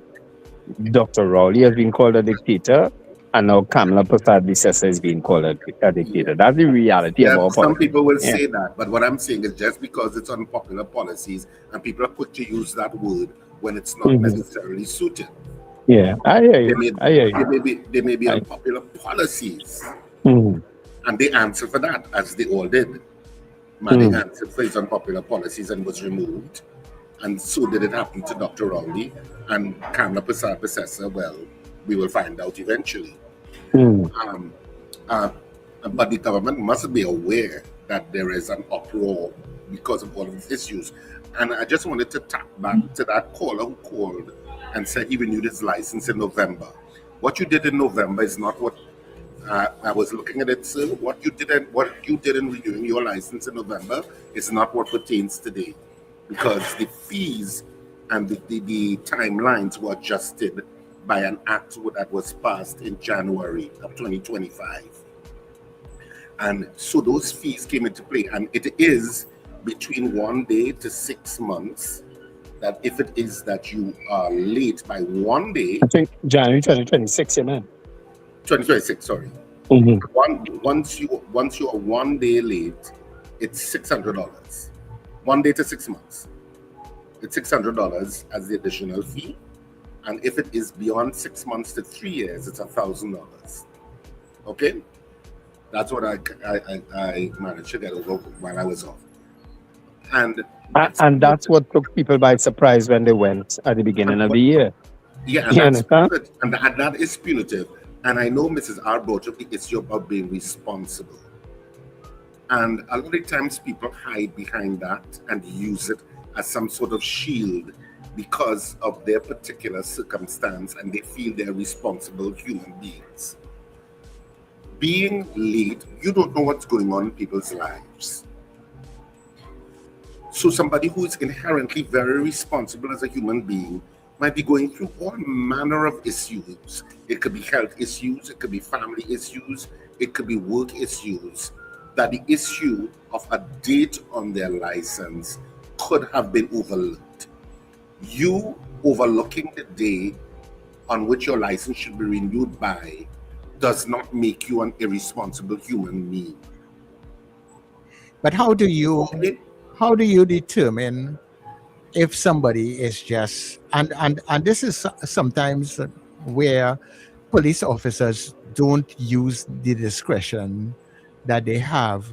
But to be fair to police officers, I think some of them do use discretion. No, I'm not saying that it's some, but I'm saying that sometimes they don't, because of the fact that some people have those excuses in their back pocket.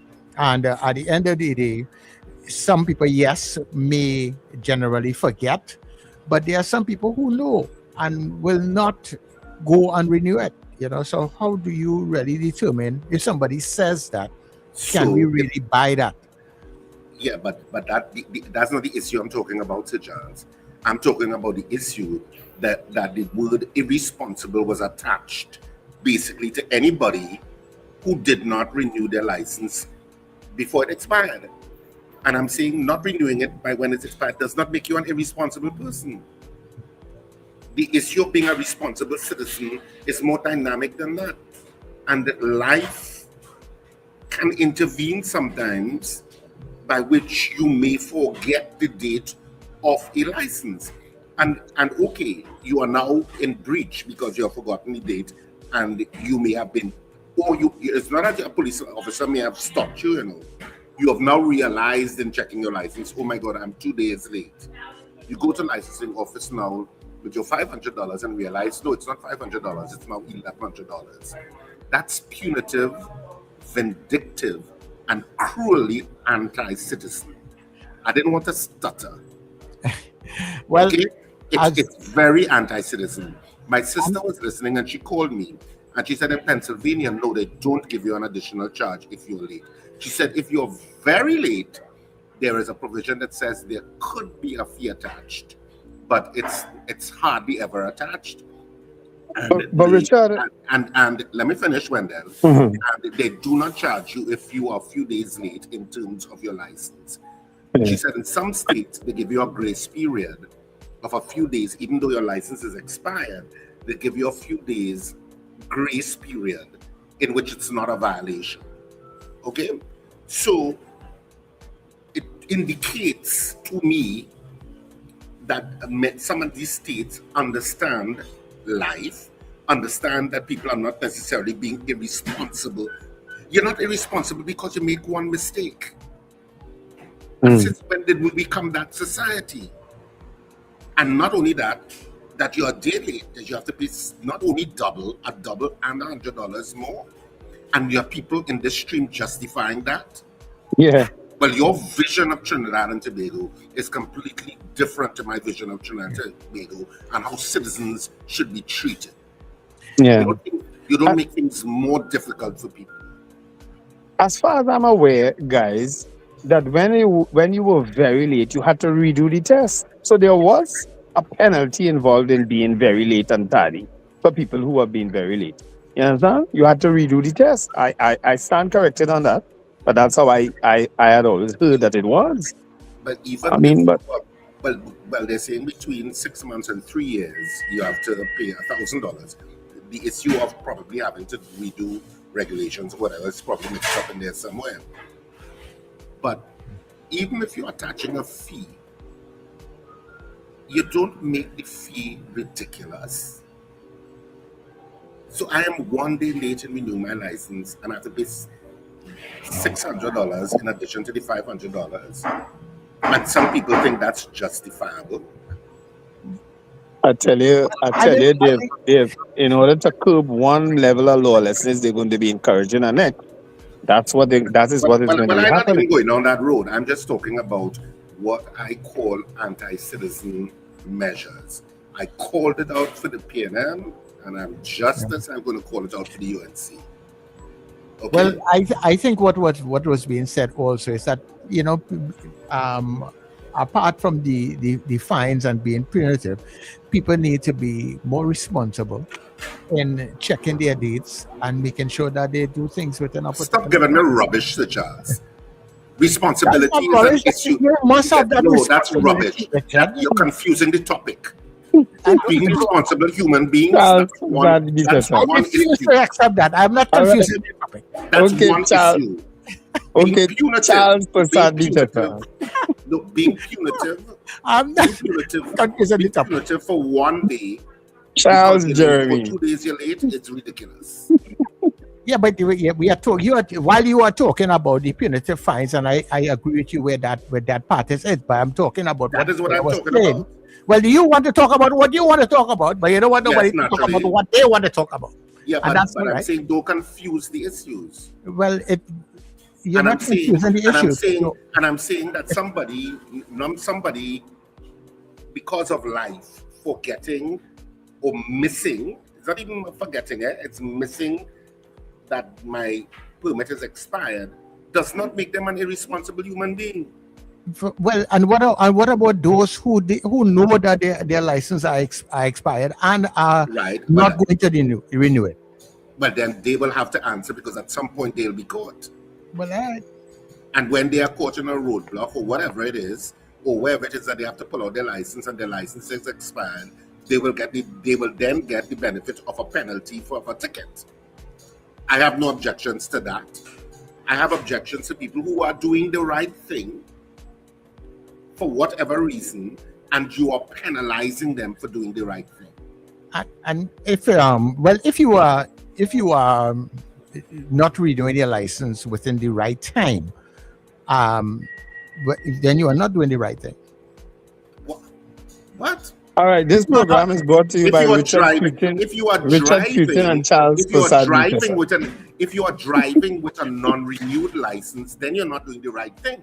But having possession of a non-renewed license is not doing the wrong thing. Yeah, but if you know your license is going to be expired, you should be monitoring the thing, Richard. Just Yes, like your, but I'm just like your insurance certificate. If you know, you should be checking to see what days it's coming up. That's fine, and you pay the penalty for that if you're caught. But what I'm saying is, in terms of doing the right thing, of going to renew your license, you're being penalized. These are not people that were necessarily driving with expired licenses. You have no proof of that. In fact, these are people that probably will renew it in time before the charge comes into play. Because the charge is so punitive, that's why it caused a whole massive confusion at licensing officers. Yeah.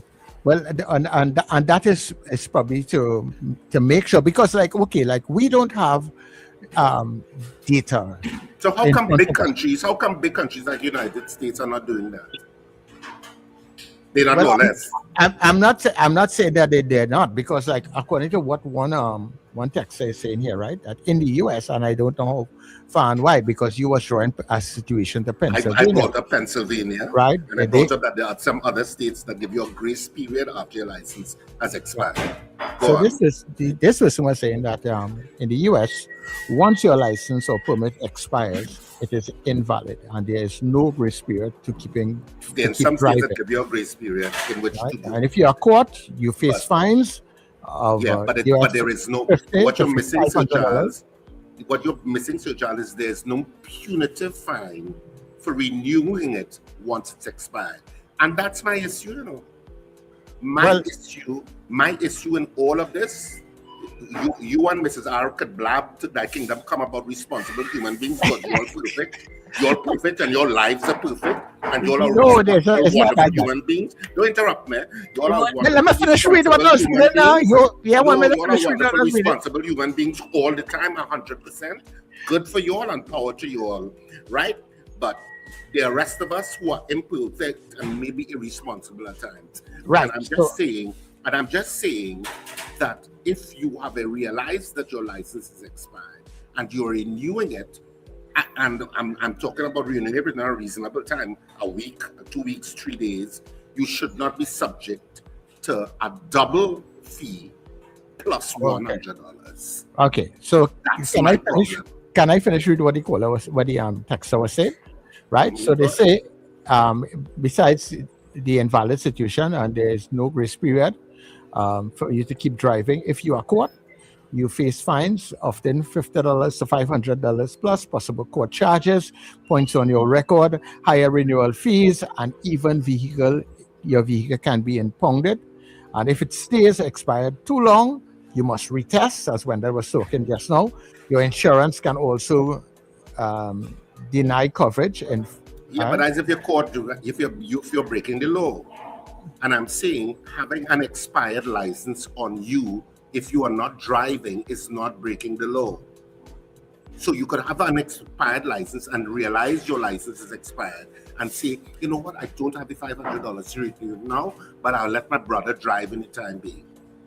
Well, then that's what you should be doing. And that's what I'm saying. You're being responsible, aren't you?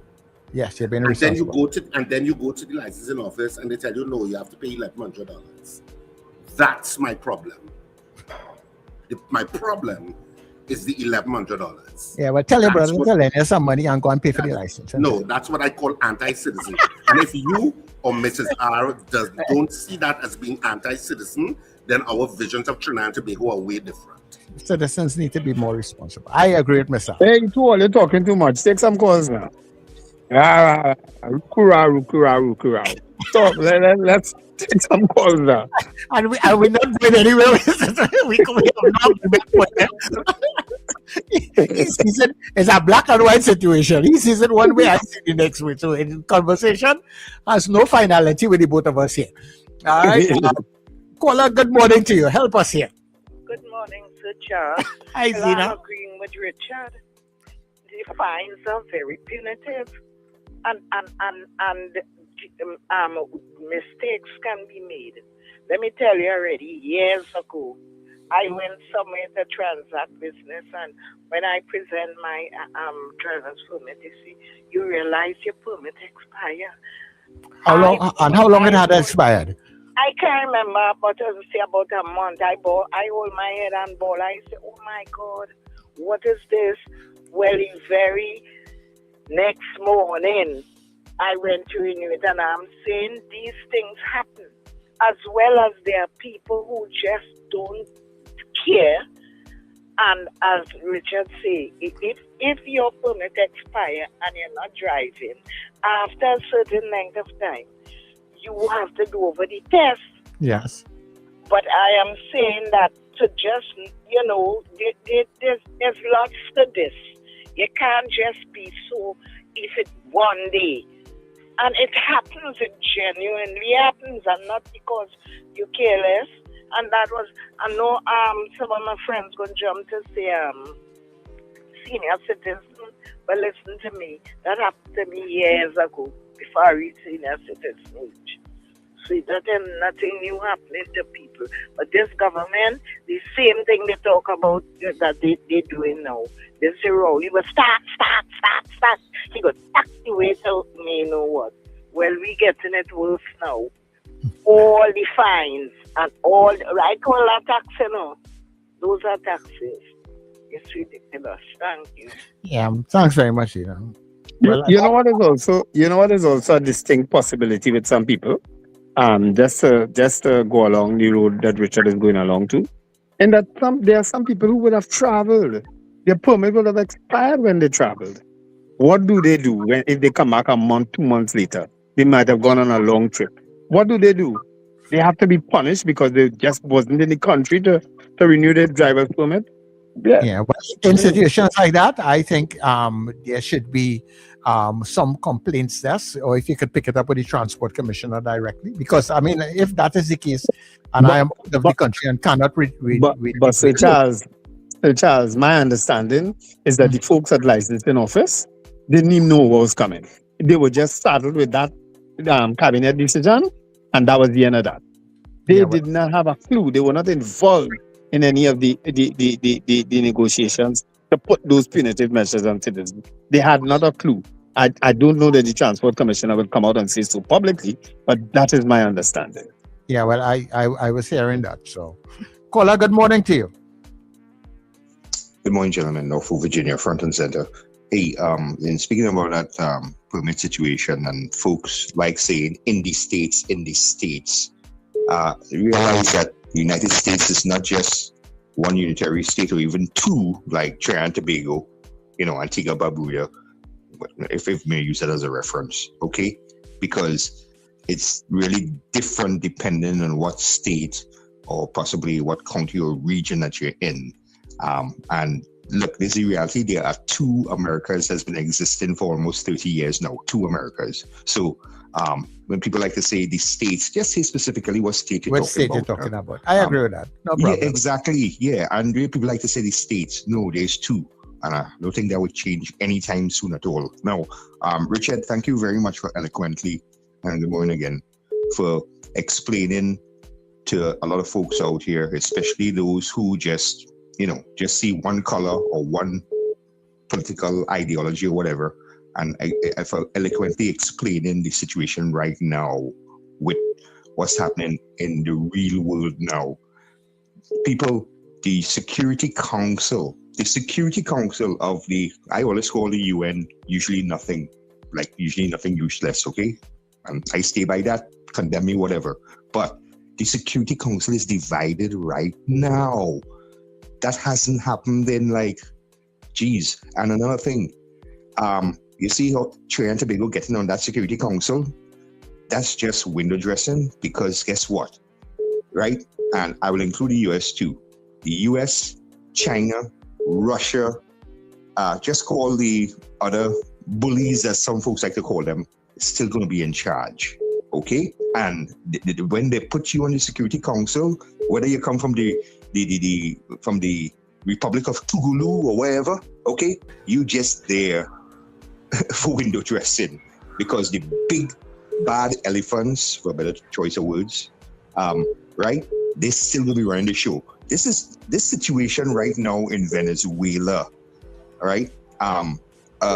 Is not political, people. It's ideological right now. This is how this world is going right now. And if you, in closing, if right now, people, even though you want to be as neutral as possible, it ain't gonna be that. Unfortunately, you may have to come to the time when you have to choose a side. People talk about the World Court and the World Court and international law. Tell me something. Who's gonna hold Xi Jinping? Who's gonna hold Vladimir Putin, Rocket Man, and those others, the mullahs in Iran? Who's gonna hold them before the World Court? And I include too. Who's gonna hold Donald Trump before the World Court? It ain't gonna happen. Yeah. So this is not political, it's ideological. And right now, unfortunately, you gotta choose a side. You will eventually have to come to choose a side. I mean, any world leader right now will have to choose a side. And for those of you who you're backing the people who are in the streets right now and saying that, hey, send Trump in, put Trump in jail, he kidnap or whatever, that's, you're fine. You're entitled to your opinion, not necessarily to your facts. But guys, it's going to be more than just oil here. There's a lot more. And I will just go as far as saying that, and already people seen what's happening. And Richard, yes, you corrected me, and I should have defined myself when I stated that he took power, right? Well, actually, even the Carter administration, or not the Carter administration, but the Jimmy Carter Center, right? For political, well, for who monitor voting and stuff, they have concluded that when Chavez, right, won, and Venezuela went with being a socialist country, they went from being the gem of the southern hemisphere to being what they are today. And even the Carter administration confirmed that he did not win that election fair and square. Buyer's remorse, man, but voting has political, what do you say? Elections has its consequences, right? Yeah, right, folks? Have a good day, gentlemen. Take care. Yeah, it does.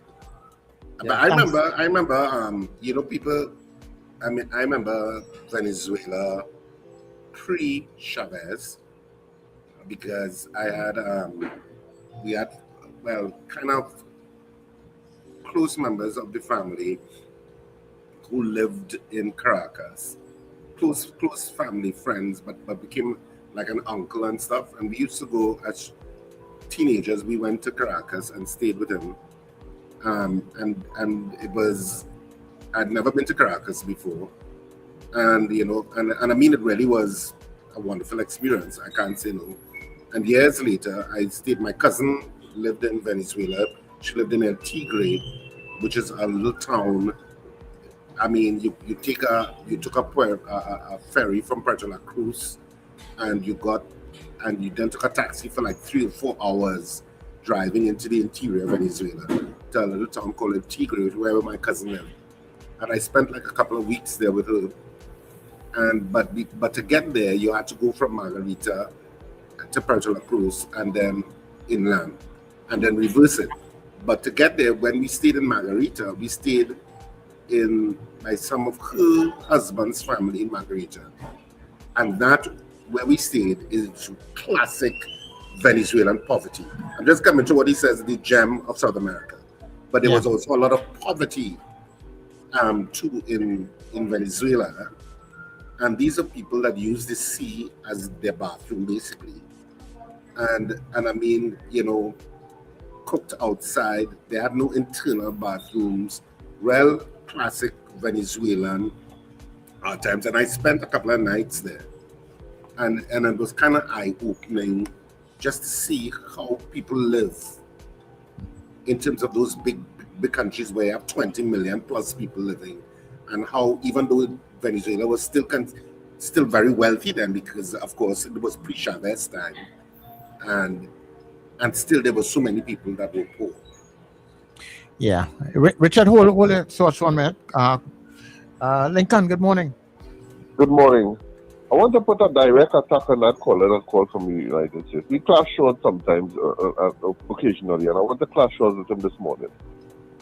The United States and any organization from the United States is not a credible organization to take advice from. No part of the United States is credible. This is a country that just had a general come on national TV and say that Ibrahim Traore was stealing gold from Burkina Faso to maintain its army. And we, for around the world, is seeing what Ibrahim Traore is doing in Burkina Faso. The United States have no credibility. I don't believe anything the United States have to say about any other country. They have the agenda, the political agenda, to say what they want.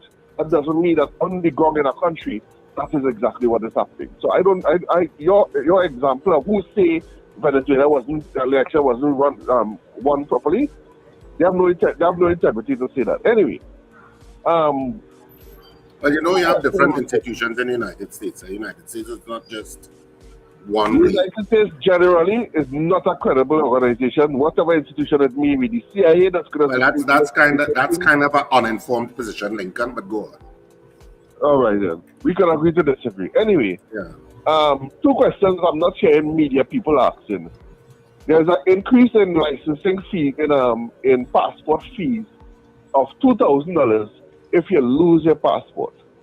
My question is, if you have a house break-in, if you're in a maxi and the maxi get robbed and your passport and they steal your passport, if you have a house break-in, if you have a fire, do you still have to pay this $2,000 because technically your passport lost?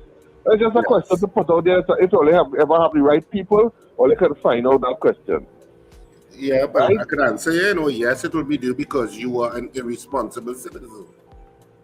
Yeah, well, I like this sarcasm. I like this sarcasm there, Richard. Oh, gosh! No, Richard. I love it. In the cricket world, they would hear 6. That was well done, Richard. You're not a responsible citizen that you get robbed in a mask and your passport get stolen. Oh, but still pay the $2,000. Well said, Richard. Right? Another question that I have to ask. Well, to enlighten Wendell, I think what they had in place is once you have your documentation that you're working in the country, you do not have to, I don't know if most likely you still have to pay your late fees. I don't know, based on what you just said, Richard, right? But I think they had an exemption for you if you could prove that you wasn't in the country. Well, I think, connected to that, Lincoln, connected to that, I think people need to remember that you can now renew your driver's permit online. So if you're out of the country, to avoid that fee, this is just practical advice because the additional fee is borderline demonic for those religious people, giving you a little religious adjective there because the fees are borderline demonic. I would suggest you renew your license online. Well, that is an option, but I know for a fact that a lot of institutions say that they have facilities in place. However, when you try to access it, it's a different story. But I yield with that because it may exist in practice, but somebody needs to test the system to if these things actually working, right? But I know it's over 8 o'clock. I will leave it. I have a lot of other things to talk about, but I know it's past 8, so I will leave it there. Thank you very much. You're so considerate, Lincoln. Thank you so much. I really appreciate that. All right, so let's go for the 8 o'clock news and come back, and then we will hear what Richard have to say again on this situation. All right, we're coming back.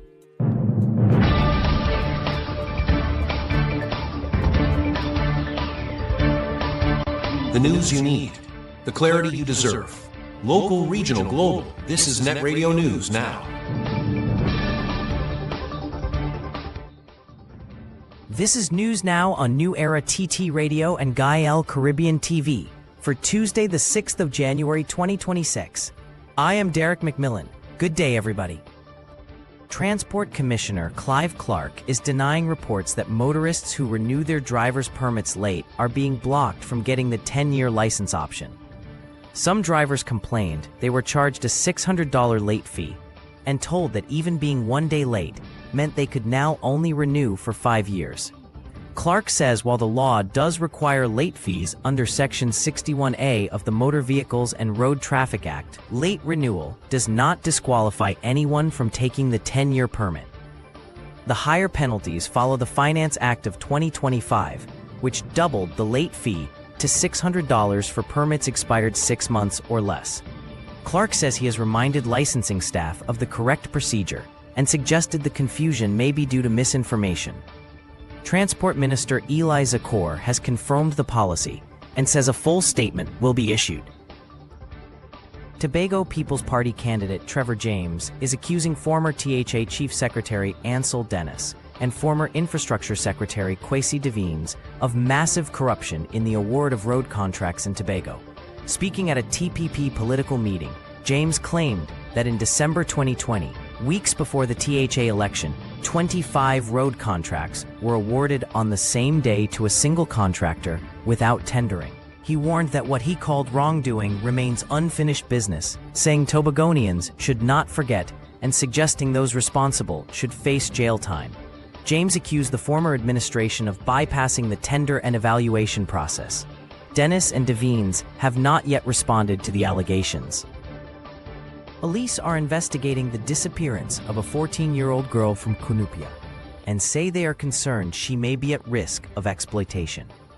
The teen was last seen at her home around 8 o'clock on Saturday. Officers say she has previously left home without permission, and they believe she may now be in the company of a Venezuelan woman in the area, who is suspected of involvement in human trafficking and the sexual exploitation of women and girls. The missing teenager is of mixed descent, medium build, brown complexion, about 5 feet tall, with a short hairstyle. She was last seen wearing green and red long pajama pants and a burgundy short-sleeve top. Police are urging anyone with information to contact the nearest station immediately, warning the case may involve serious criminal activity. Police are investigating a report of indecent assault made by a 21-year-old woman against her employer. According to police, the incident allegedly occurred around 11 o'clock last Tuesday at a shop where the woman works. She told investigators she was asked to accompany her employer to the stockroom, where he allegedly made unwanted sexual advances, pulling her towards him and telling her he wanted to taste her lips. The woman said she managed to pull away, but as she was leaving, she felt a hard slap to her buttocks and claims the man kept his grip there for several seconds. Despite the incident, the woman continued working for the rest of the day and later reported the matter to the San Fernando Criminal Investigations Department on Wednesday. Police investigations are continuing.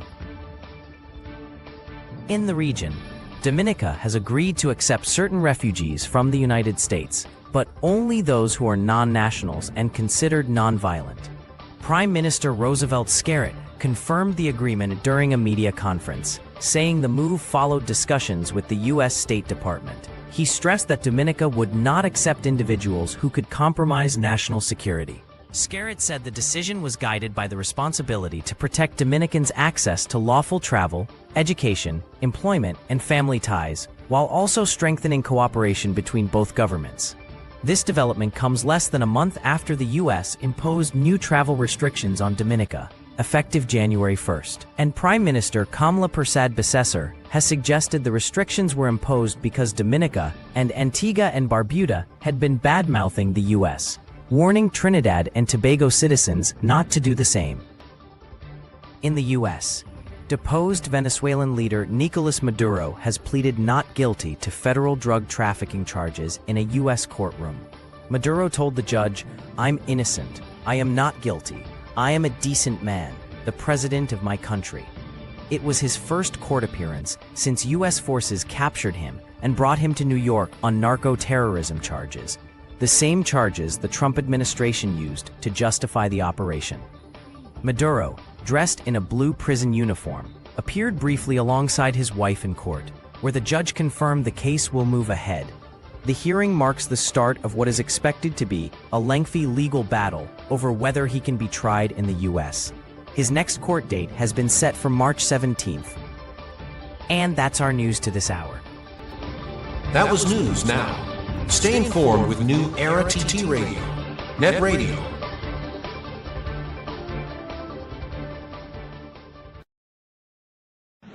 Your mid-morning just got better.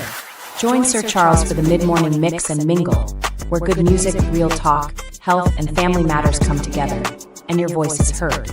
Whether you're at work, on the go, or just taking a break, this is the perfect mix to keep you engaged, informed, and entertained. The mid-morning mix and mingle, weekdays, 9 a.m. to 12 noon on New Era TT Radio, Net Radio. Jump into savings at Furniture Plus. Enjoy up to 40% off in-store and online. Find amazing deals on furniture, appliances, mattresses, and more. Plus extra discounts on credit plans and free gifts with select purchases. Save more at Furniture Plus today.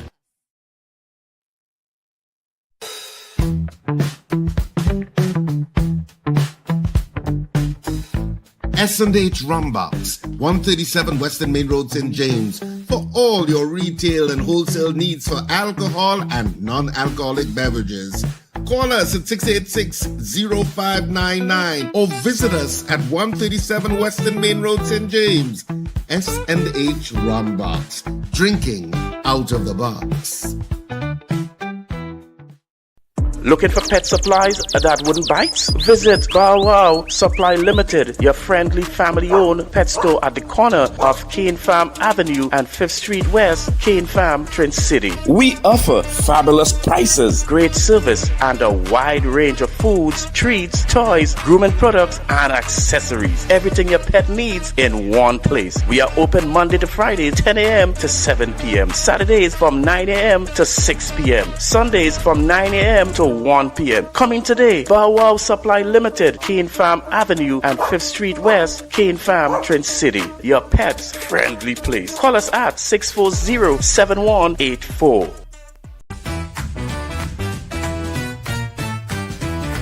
Advertise with us on New Era TT Radio, the fastest growing streaming platform for talk in Trinidad and Tobago. Audio and video ads welcome. Elevate your brand with us. Connect with us at newerattradio@yahoo.com or call us at 299-5156. Now what are you waiting for?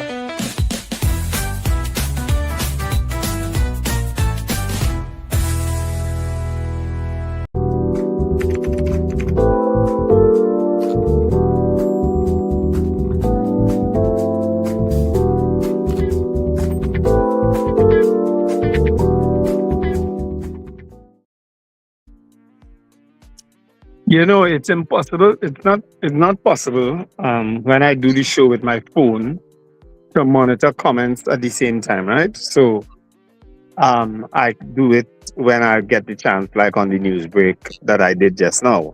Right. And I would have observed some comments in the chat that really and truly, what are you all trying to do to our show? You know what I mean? In one breath, you're asking people to make positive comments and be respectful. And then you self being disrespectful, you know, and calling people idiots and doofus and all manner of things. Whoever you are. Because, you know, I don't subscribe to those names on the chat unless some people put their real name, right? But there are certain styles people have that can't hide, regardless of how much time you change your name, right? Your style of language and communicating remains the same, regardless of what name you use. So what are they in our city? Somebody goes by the name Anthony Ford. You understand? So, come on. We could do better than that. As I said, you yourself, whoever you are, put in the chat that, you know, make positive comment, and yet still you are insulting and derailing on some people, on deriding some people on the chat. We could do better than that. You understand? And it's not just you, it's for everybody else who goes down the road of disrespecting and because you ain't agree with something. Richard, Sir Charles, and I will never always agree. But guess what? We never disrespect one another. Right? So you all try to practice that even on the chat, you know. We want you all to chat, you know. We want you all to be free to chat. Be free to even support who political party or whatever entity you are. That is not the problem. But it's when we go down this disrespectful road, calling people idiot and dunce and all that. We could do without that on this chat.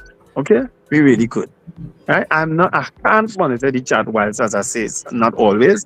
I have no power to remove comments, but trust me, if I did, it'll be a different kettle of fish. But I'm just pleading with you all, be respectful on the chat, as most people are.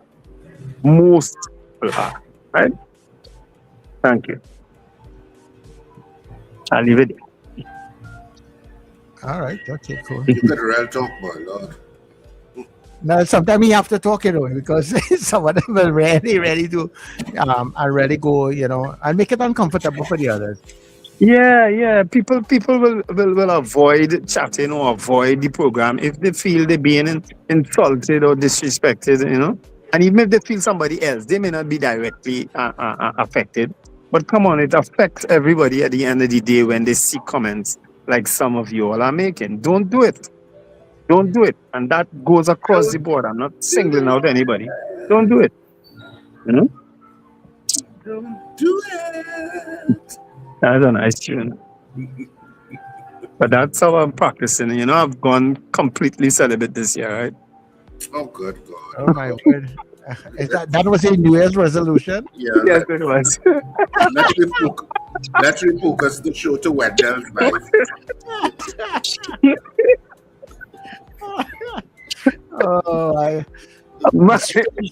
My energies will now be focused on Buddhism, more positive, enlightening things. You're going to walk with the monks in the United States? If what? If you're going to walk with the monks in the United States. I walked with the monks in Hong Kong. I went straight up on that where that giant Buddha is situated. I went all the way up there with the monks one time. And I plan to go back. You went with the monks, so the monks happened to be on their way to prayer while you were walking? No, I went with them, and I have a couple pictures with some monks up at that site.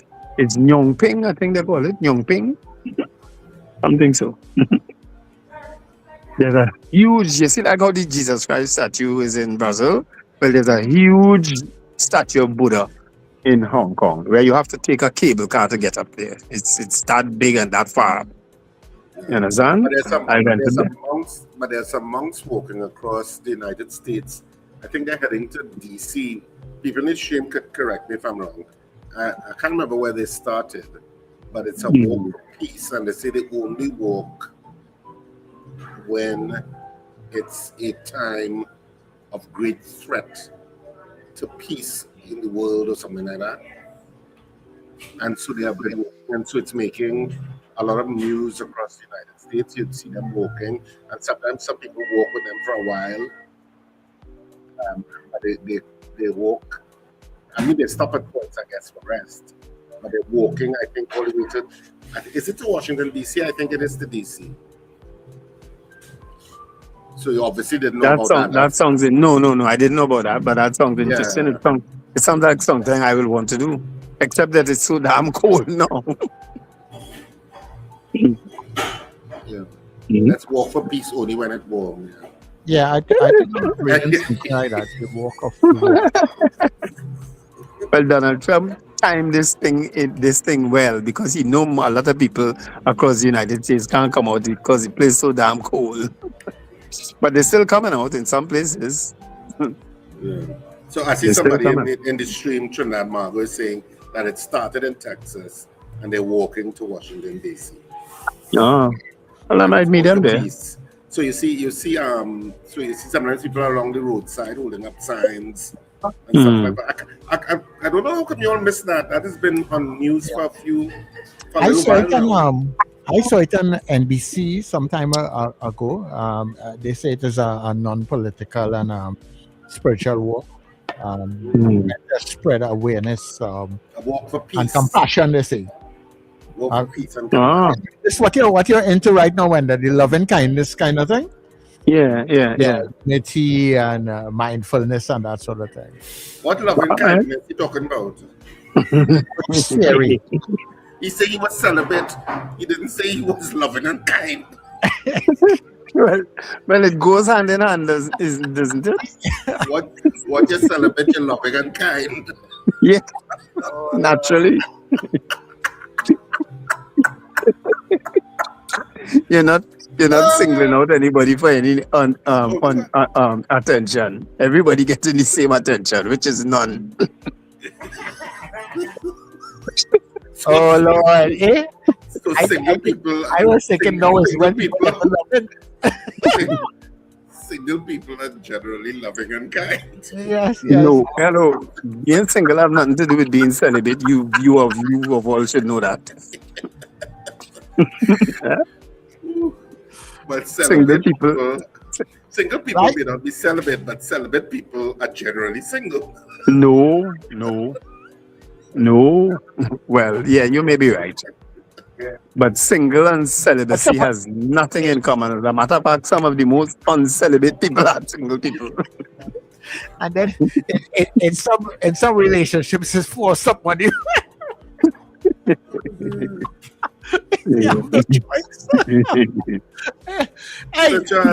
So Charles, did you play the Venezuelan guy already? Did you? No, I was wondering if you wanted me to play it now or if you want me to save it for tomorrow. I don't know. No, we can play it now. It doesn't matter. And I hope I got all of the curse words out.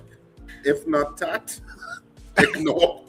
That, turn off the TV for the next 3 minutes. Cursing in English or Spanish? If it's in Spanish, half of us may not understand. English. It's just a perspective of one of the guys from Venezuela. It's a video that made the rounds yesterday. So we can take a look at it. We can take a little look at it. To research the name Rafael Tudares. We went to the same school back in Venezuela. He was younger than me, but we had friends in common. Cool guy, good values. January last year, January 2025, he was taking his kids to school in Venezuela. And then he was intercepted by Maduro's people. And he was taken in front of his children into custody, jail. Since then, it's been a year. Since then, his family, his mother, his wife, no one has heard of him. They are not allowed to talk to him. Nothing. The crime, married to the daughter of Edmundo González. Edmundo González is the elected president of Venezuela. But Maduro stole the elections because he's a dictator and illegitimate. Just like Rafael Tudares, there's 900, almost 1,000 people, political prisoners that are alive because a lot of political prisoners in Venezuela have died in custody. And their only crime is to be against Maduro and against Chavismo and against the Bolivarian regime. If a loved one is put in jail in custody and you haven't heard of them for a year or longer, what would you give to have a little bit of hope that you're gonna see your son again? What would you give? How much? And this is just a case of political prisoners. A lot of people died protesting against Maduro. Gunshots. Shot by the government with real bullets. Boom, boom. Dead because you're protesting against the government. Us Venezuelans wish that we could have taken him down and overthrown the government as Venezuelan, as people together, but we've tried for so long. So many protests. But the government in Venezuela don't, and they shoot the people and they put them in jail. And that's why we need another crazy guy to help us. Yes, we're happy that asshole is behind bars and we have a little bit of more hope. I wish instead of Donald Trump would have been someone with a better reputation. I wish it was someone nice to take over, to kidnap Maduro and just take him down and put him in jail. Like Bluey. How great would have been Bluey? Everybody would have been happy. Yay, Bluey saved the day. It's too much to feel that the world doesn't understand why you're happy. It's too much that people with the privilege that never went through what Venezuela been through to judge us. You have to be there. We've been choked for 25 years and we just had a little bit of this is life or death. We don't get to choose. It's so easy to judge from a place of privilege.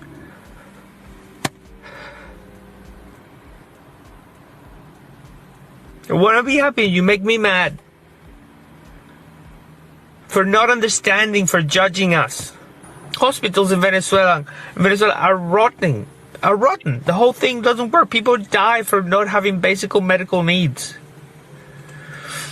When you're in that point, when there's a mother with a baby taken to hospital and the baby dies because there's no antibiotics. Yeah, it's Venezuelan sharing his some of it got edited experience, because but some of it was very emotional and used words that may be inappropriate for broadcast at this point, but but very emotional. You know what was interesting? What he said is that perspective. when you reach to a point that you have to depend or appreciate the most unliked individual to come and help you. At that point in time, it doesn't matter who helps us, we just need help. Yeah. You accept whatever help. And the rest of the world, and he's saying that people who are judging from a particular perspective, he's saying whatever perspective you're judging from them on, in terms of being happy, is a position of privilege because you didn't go through what they went through. So how do you navigate something like that? Because we have discussed the issues, we've discussed the Security Council, the UN, we've discussed the rules, international global rules order or system that exists for non-intervention in states. What does this mean? So there are so many components to this human problem. And it's not the only dictator or government that's making life difficult for citizens. The Taliban is doing it in Afghanistan for women. Again, because I remember prior to the US going in and prior to the World Trade Center being crashed into with planes in 9/11 and all of that. Prior to all of that, Afghanistan was going through a crisis where some women were committing suicide because of what the Taliban was doing in Afghanistan. And I remember there was a UN petition, and I remember signing that petition years and years ago about the UN doing something for women in Afghanistan. And here we are full circle, and we're back again at that point as the world turns. How ineffective can we be as a planet? And that is what I keep saying. In 2025, how ineffective can we be? And that's what I keep saying, while the world has made so much advances, especially within the last, I would say maybe 75 to even 100 years, where we have made so much advances to know that these kinds of things are still happening, could happen. And as we are looking now, we're still making backward steps. It's should be mind-boggling. Yeah. You're very right, Sir Charles. You're very right, and it's mind-boggling to me.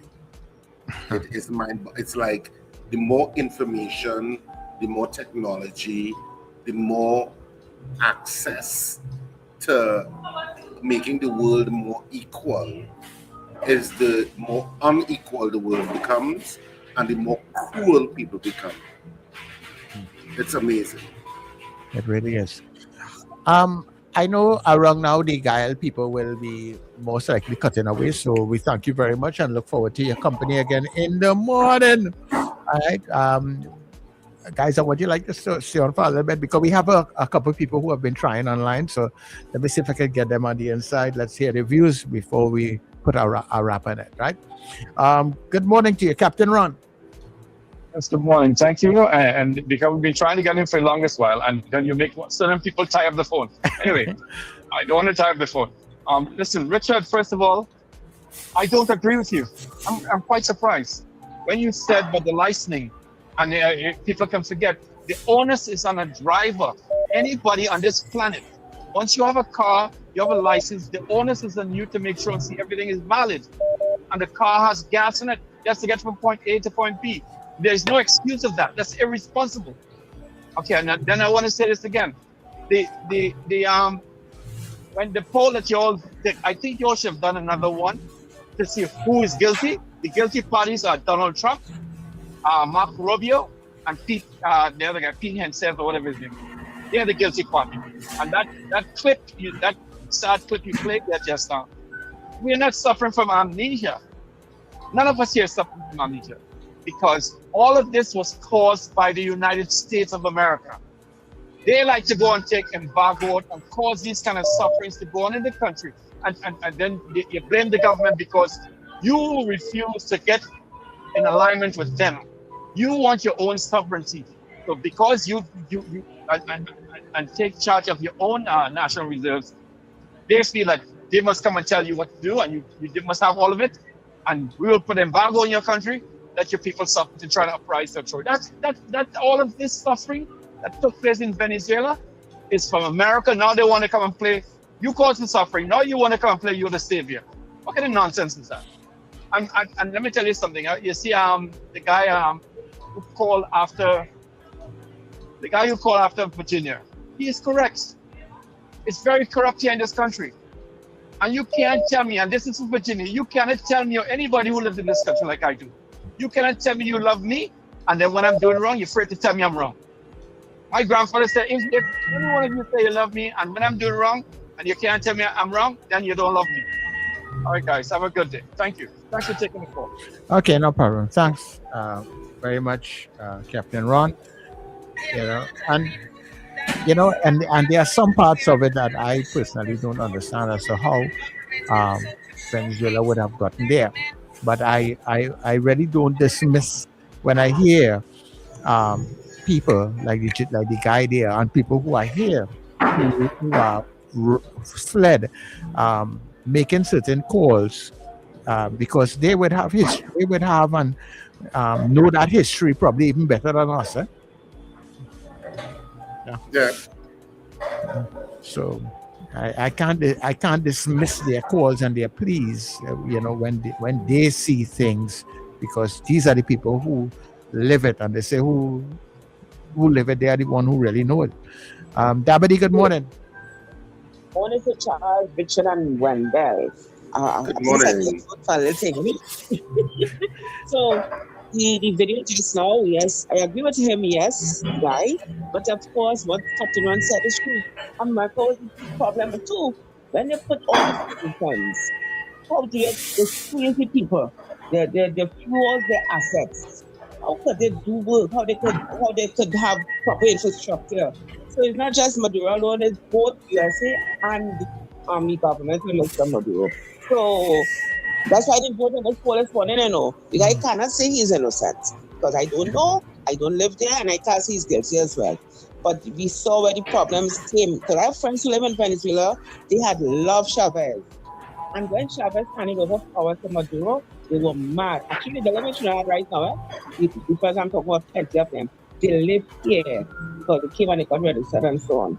They did not like what Maduro was doing, and they were vexed, So I'm neither here nor there, and the question of the permits and so on. I remember on many occasions, sometimes when I go about my business, I'm not checking my driver's license. I'm trying to see, oh gosh, it expired. I will not drive, but I will go to get it renewed. I never paid extra money. I just pay my money and I get my driver's permit. And to read now, if you're late by 1 day, it's $1,100. I find that is so disrespectful to the public. Demonic. Grace period. 1 day, I read on social media where people said when the husband went, he didn't even know you had to pay $1,100. Yeah. And another point is some people not putting dates. So when you go online, they tell you go online to make a date, and you don't get a date. So therefore, you have to apply to renew your driver's permit 1 month ahead. So they just everything just doing anyhow, and people in this country anti-citizen. It's anti-citizen. Yeah, and we're not doing anything about it, and they're just getting away with more and more, because the notice I saw was dated January the 2nd. Yes, it was the 5th. So you send out a notice. Who gonna and read things from wherever it is, wherever that was? You have to put it on the news, right? How many people do that, right? So you just come up and just put things, and people must fork out extra money for nothing. Yeah, you know? And the mere idea, and you brought up. Thanks very much, Dabity. You're bringing up an important point, Ms. Dabity, that January 2nd is when they put that out, and it has effect. So people were just caught unawares, and all of a sudden, your fees have gone up to $1,100, even though you are a day late. Yeah. Well, that part of it, I will agree with you there, Richard. That is punitive and disrespectful to citizens of Trinidad and Tobago. That part of it, I will. Whatever they want, that's what it is. Yeah, well, that part of it, I can agree with you where that is concerned. The timing, if people did not know, and you have just come like the thief in the night and put that without giving them any sort of notice, I agree where that is concerned. But I'm hoping that all who will probably fall through the in the trap, that maybe next year we would see a better rollout of people going to get their things organized early. Because what I realize also is that even with inspection stations, there's an inspection station by me here, and a lot of people are only coming now at that particular point on the 12th hour to get their vehicles inspected, when a lot of them would have known that is the date that your vehicle has to be inspected by, or whatever is the case, make sure it's roadworthy and all the different things. So people will have different inspection dates, so it's hard to tell. Yeah, but I just a lot of people, I don't know if what was happening on the first that I saw by me here. I mean, I saw like long lines, and this is not the first time I've seen that. It seems like every year around this particular time, like inspection station, the lines start on the main road and go all the way down to the back. Yeah, right. That is how it is. Anyway, this is where we wrap up the breakfast show this morning. Of course, New Era TT Radio continues on the web on newerattradio.com and New Era TT Radio on TuneIn. So join in for the excellent programming. We know you have a choice of what you watch and listen to wherever you are on the planet, and we're glad that you chose us, because you have impeccable taste. Yeah, I say so. So have a fantastic day, whatever you do. And please support people. Please support. Yep. Hit that support button and donate and whatever you can give and stuff in making sure the channel continues. And of course, have a fantastic day, whatever you do. Remember to smile and laugh. It's great for your health. This has been The Breakfast Show. Speak to you tomorrow. Yeah.